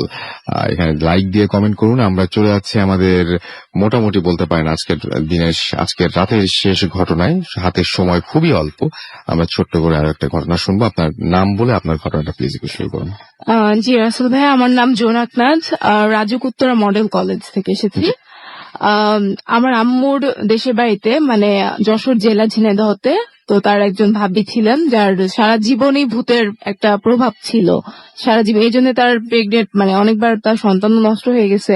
তো উনি হচ্ছেন ওনার হাজবেন্ড একদিন হচ্ছে গরুর ভুড়ি নিয়ে আসছিলেন, মানে বাসায় আসছিলেন। তো তারপরে সে চিন্তা করলেন যে এত রাতে যেহেতু ওখানে ভাইয়া সংরক্ষণের কোনো ব্যবস্থা নেই, সো রাতের মধ্যেই রান্না করে ফেলতে হবে। তো তার শাশুড়ি এবং সে বউ দুজন মিলে হচ্ছে চিন্তা করে যে পুকুর ঘাটে গিয়ে ভুড়িগুলো ধুয়ে তারপর রান্না করতে চলে দিবে। তো সে রীতিমতো রেডি হয়ে যায় যে হ্যাঁ হারিকেন হাতে নিয়ে, তখন তার হচ্ছে 4 মাসের বাচ্চা পেটে ছিল। তো সে পুকুর ঘাটে যায়, তো যাওয়ার পথে শাশুড়িকে বলে যে মা আপনিও আসেন। তো শাশুড়ি বলে যে বউ তুমি যাও, আমি এক খেলি পান খেয়ে তারপর আসতেছি। তো রীতিমতো বউ হাঁটা শুরু করে, হাঁটতে হাঁটতে সে পুকুর ঘাটে চলে যায়। তো পুকুর ঘাটে যাওয়ার পরে সে তখনই দেখে যে তার শাশুড়ি চলে আসছে। তো সে তো রীতিমতো অবাক হয়ে যায় যে এখনই না মা বললেন এক খেলি পান খেয়ে আসতেছে, তো এত তাড়াতাড়ি সে কি করে আসলো। তো সে অবাক হয়ে যায়। তো সে বলতেছে যে মা আপনি, যাই হোক সে আর কথা বাড়ায় না, কারণ এমনিতে অনেক রাত হয়ে গেছে, আর যেহেতু বেশি কথা বললে তার রান্না বান্না দেরি হয়ে যাবে। সো সে বলতেছে যে ঠিক আছে মা আপনি হাতে হাতে কাজ করেন, আমি পুকুর থেকে জল নিয়ে আসি। তো সে তার শাশুড়িকে বললেন যে মা আপনি কাজ করেন। তো সে কাজ করবে, যে সে কাজ করতে গিয়ে সে কাজটা ঠিক মতো করতেছে না। সে হঠাৎ ভাবলো যে তার শাশুড়ি কটমট আওয়াজ আসতেছে এবং হয়তোবা অন্য কিছু হতে পারে, সামথিং ইজ রং, সে এটা বুঝতে পারে। তো সে গিয়ে পানিটা যখন নিয়ে উপরে উঠে যেটা সে দেখে যেটা সেটা সে আসলে দেখার জন্য প্রস্তুত সে কখনোই ছিল না। সে দেখে যে তার এই ভুঁড়ি উজুরি এগুলো সব সে মুখে নিয়ে খাচ্ছে রীতিমতো। তো সে ভীষণ ভয় পেয়ে যায় যে এটা কিভাবে সম্ভব, কারণ একজন তো মানুষ কখনো এগুলা খেতে পারে না। তো সে তখন একটু চালাকি করার চেষ্টা করলো যে এখন যদি আমি মাকে মানে মা রূপী যে চলে আসছে সেই মহিলাটাকে যদি বলি যে আপনি একটা কি খাচ্ছেন, তাহলে তো সে বুঝে যাবে যে আমি যে অন্য কিছু, সেটা তো সে বুঝে ফেলছে। তো তার জীবনে একটা বিপদ রয়েই যায়। তো সেই কারণে সে আর বলে না। এখন না বললে সে তো ওখান থেকে চলে আসতে চায়। তো কিভাবে চলে আসবে, তখন সে মাথাটা ঘাটিয়ে একটা আইডিয়া বের করে। তখন সে বলে যে মা আপনি কাজ করতে থাকুন, আমি একটা বাটি নিয়ে আসি। তো এই বাটির ছুতা দিয়ে সে তখন ওখান থেকে চলে যায়। চলে আসার পরে সে 1 পা 2 পা করে আগাতে যখন সে বাসার সামনে চলে আসে তখন একটা দৌড় দেয়। দৌড় দিয়ে সে বাসার ঢিবির উপরে আছড়ে পড়ে। তখন তার আসল শাশুড়ি ঘর থেকে বের হয়ে এসে বলে যে মা তোমার কি হয়েছে। তখন সে বলে যে মা আমি তো এরকম মানে পুরো ছিলেনই না। আপনাকে অনেক ধন্যবাদ। আমরা একটা ছোট্ট ঘটনায় যাব। আমাদের লাস্ট যে ঘটনাটা সেটা একটা স্টোরি যেটা আমাদের একজন লিসনার পাঠিয়েছেন। অনেক দিন ধরে আমাদের আসলে পড়া হয় না, সো অনেক ঘটনা জমে যাচ্ছে, তো পড়ছি। ঠিক যেভাবে লিখেছেন সেভাবে পড়ছি। আসসালামু আলাইকুম রাসেল ভাই, কেমন আছেন জিজ্ঞেস করবো না, আমি জানি আপনি ভালো দলে। আমার নাম রবিউল ইসলাম আকাশ, আমি থাকি উত্তরার উত্তরখান থানার চামুর খান গ্রামে। আমি এবার বিবিএস ফাইনাল ইয়ারে পড়ছি, একটা বেসরকারি প্রতিষ্ঠানে নাইট শিফটে আমি জব করি। এবং তারপরে তিনি তার মোবাইল নাম্বার দিয়েছেন এবং তারপরে তিনি বলছেন, যাই হোক কথা না বাড়িয়ে আমি আমার ঘটনায় যাচ্ছি সরাসরি। এটি আমার মা আমার নানুর মুখ থেকে শুনেছি, ঘটনাটা আমাকে নিয়েই। তখন আমার জন্ম হয়নি, আমি তখন মায়ের গর্ভে। 1991 সালের কথা। মা একদিন উঠোনে বসেছিল, তখন আচমকা সে একজন দরবেশের মতো কাউকে দেখতে পেল। তার মুখে অনেক বড় বড় পাকা দাড়ি, পাঞ্জাবি পরা ছিল, দেখলেই মনে হয় ধার্মিক। মা তাকে সালাম দিল, সে সালামের উত্তরটা নিল, তারপরে বলল যে তোর একটা ছেলে হবে আর ওর অনেক বড় অসুখ হবে, সাবধানে থাকিস। আর ওর বুকের ঠিক মাঝ বরাবর একটা চিহ্ন থাকবে, অনেকটা ইংরেজি ভি এর মতো। চিন্তা করিস না, আমি সাহায্য করে যাব। এই কথা বলে সে চলে গেল এবং তারপরে মা হালকা ভয় পেল, নানুকে সব বলল। যাই হোক, তারপর মা প্রায় সব সময় ওই দরবেশের মতো লোকটাকে দেখতো, মাকে সর্বদা সাবধান করে দিত সে। 1991 সেপ্টেম্বরের 1 তারিখ আমার জন্ম হয়। জন্মের পর আমার বুকে ওই চিহ্নটা ছিল। অনেকে বলতে পারে যে এটা জন্মগত দাগ। হ্যাঁ, জন্মগত দাগ, কিন্তু অবাক করা ব্যাপার হলো মা এরকম চিহ্ন সম্পর্কে আগেই জানতো। এটা কিভাবে সম্ভব? মা ভয় পেয়ে গেল।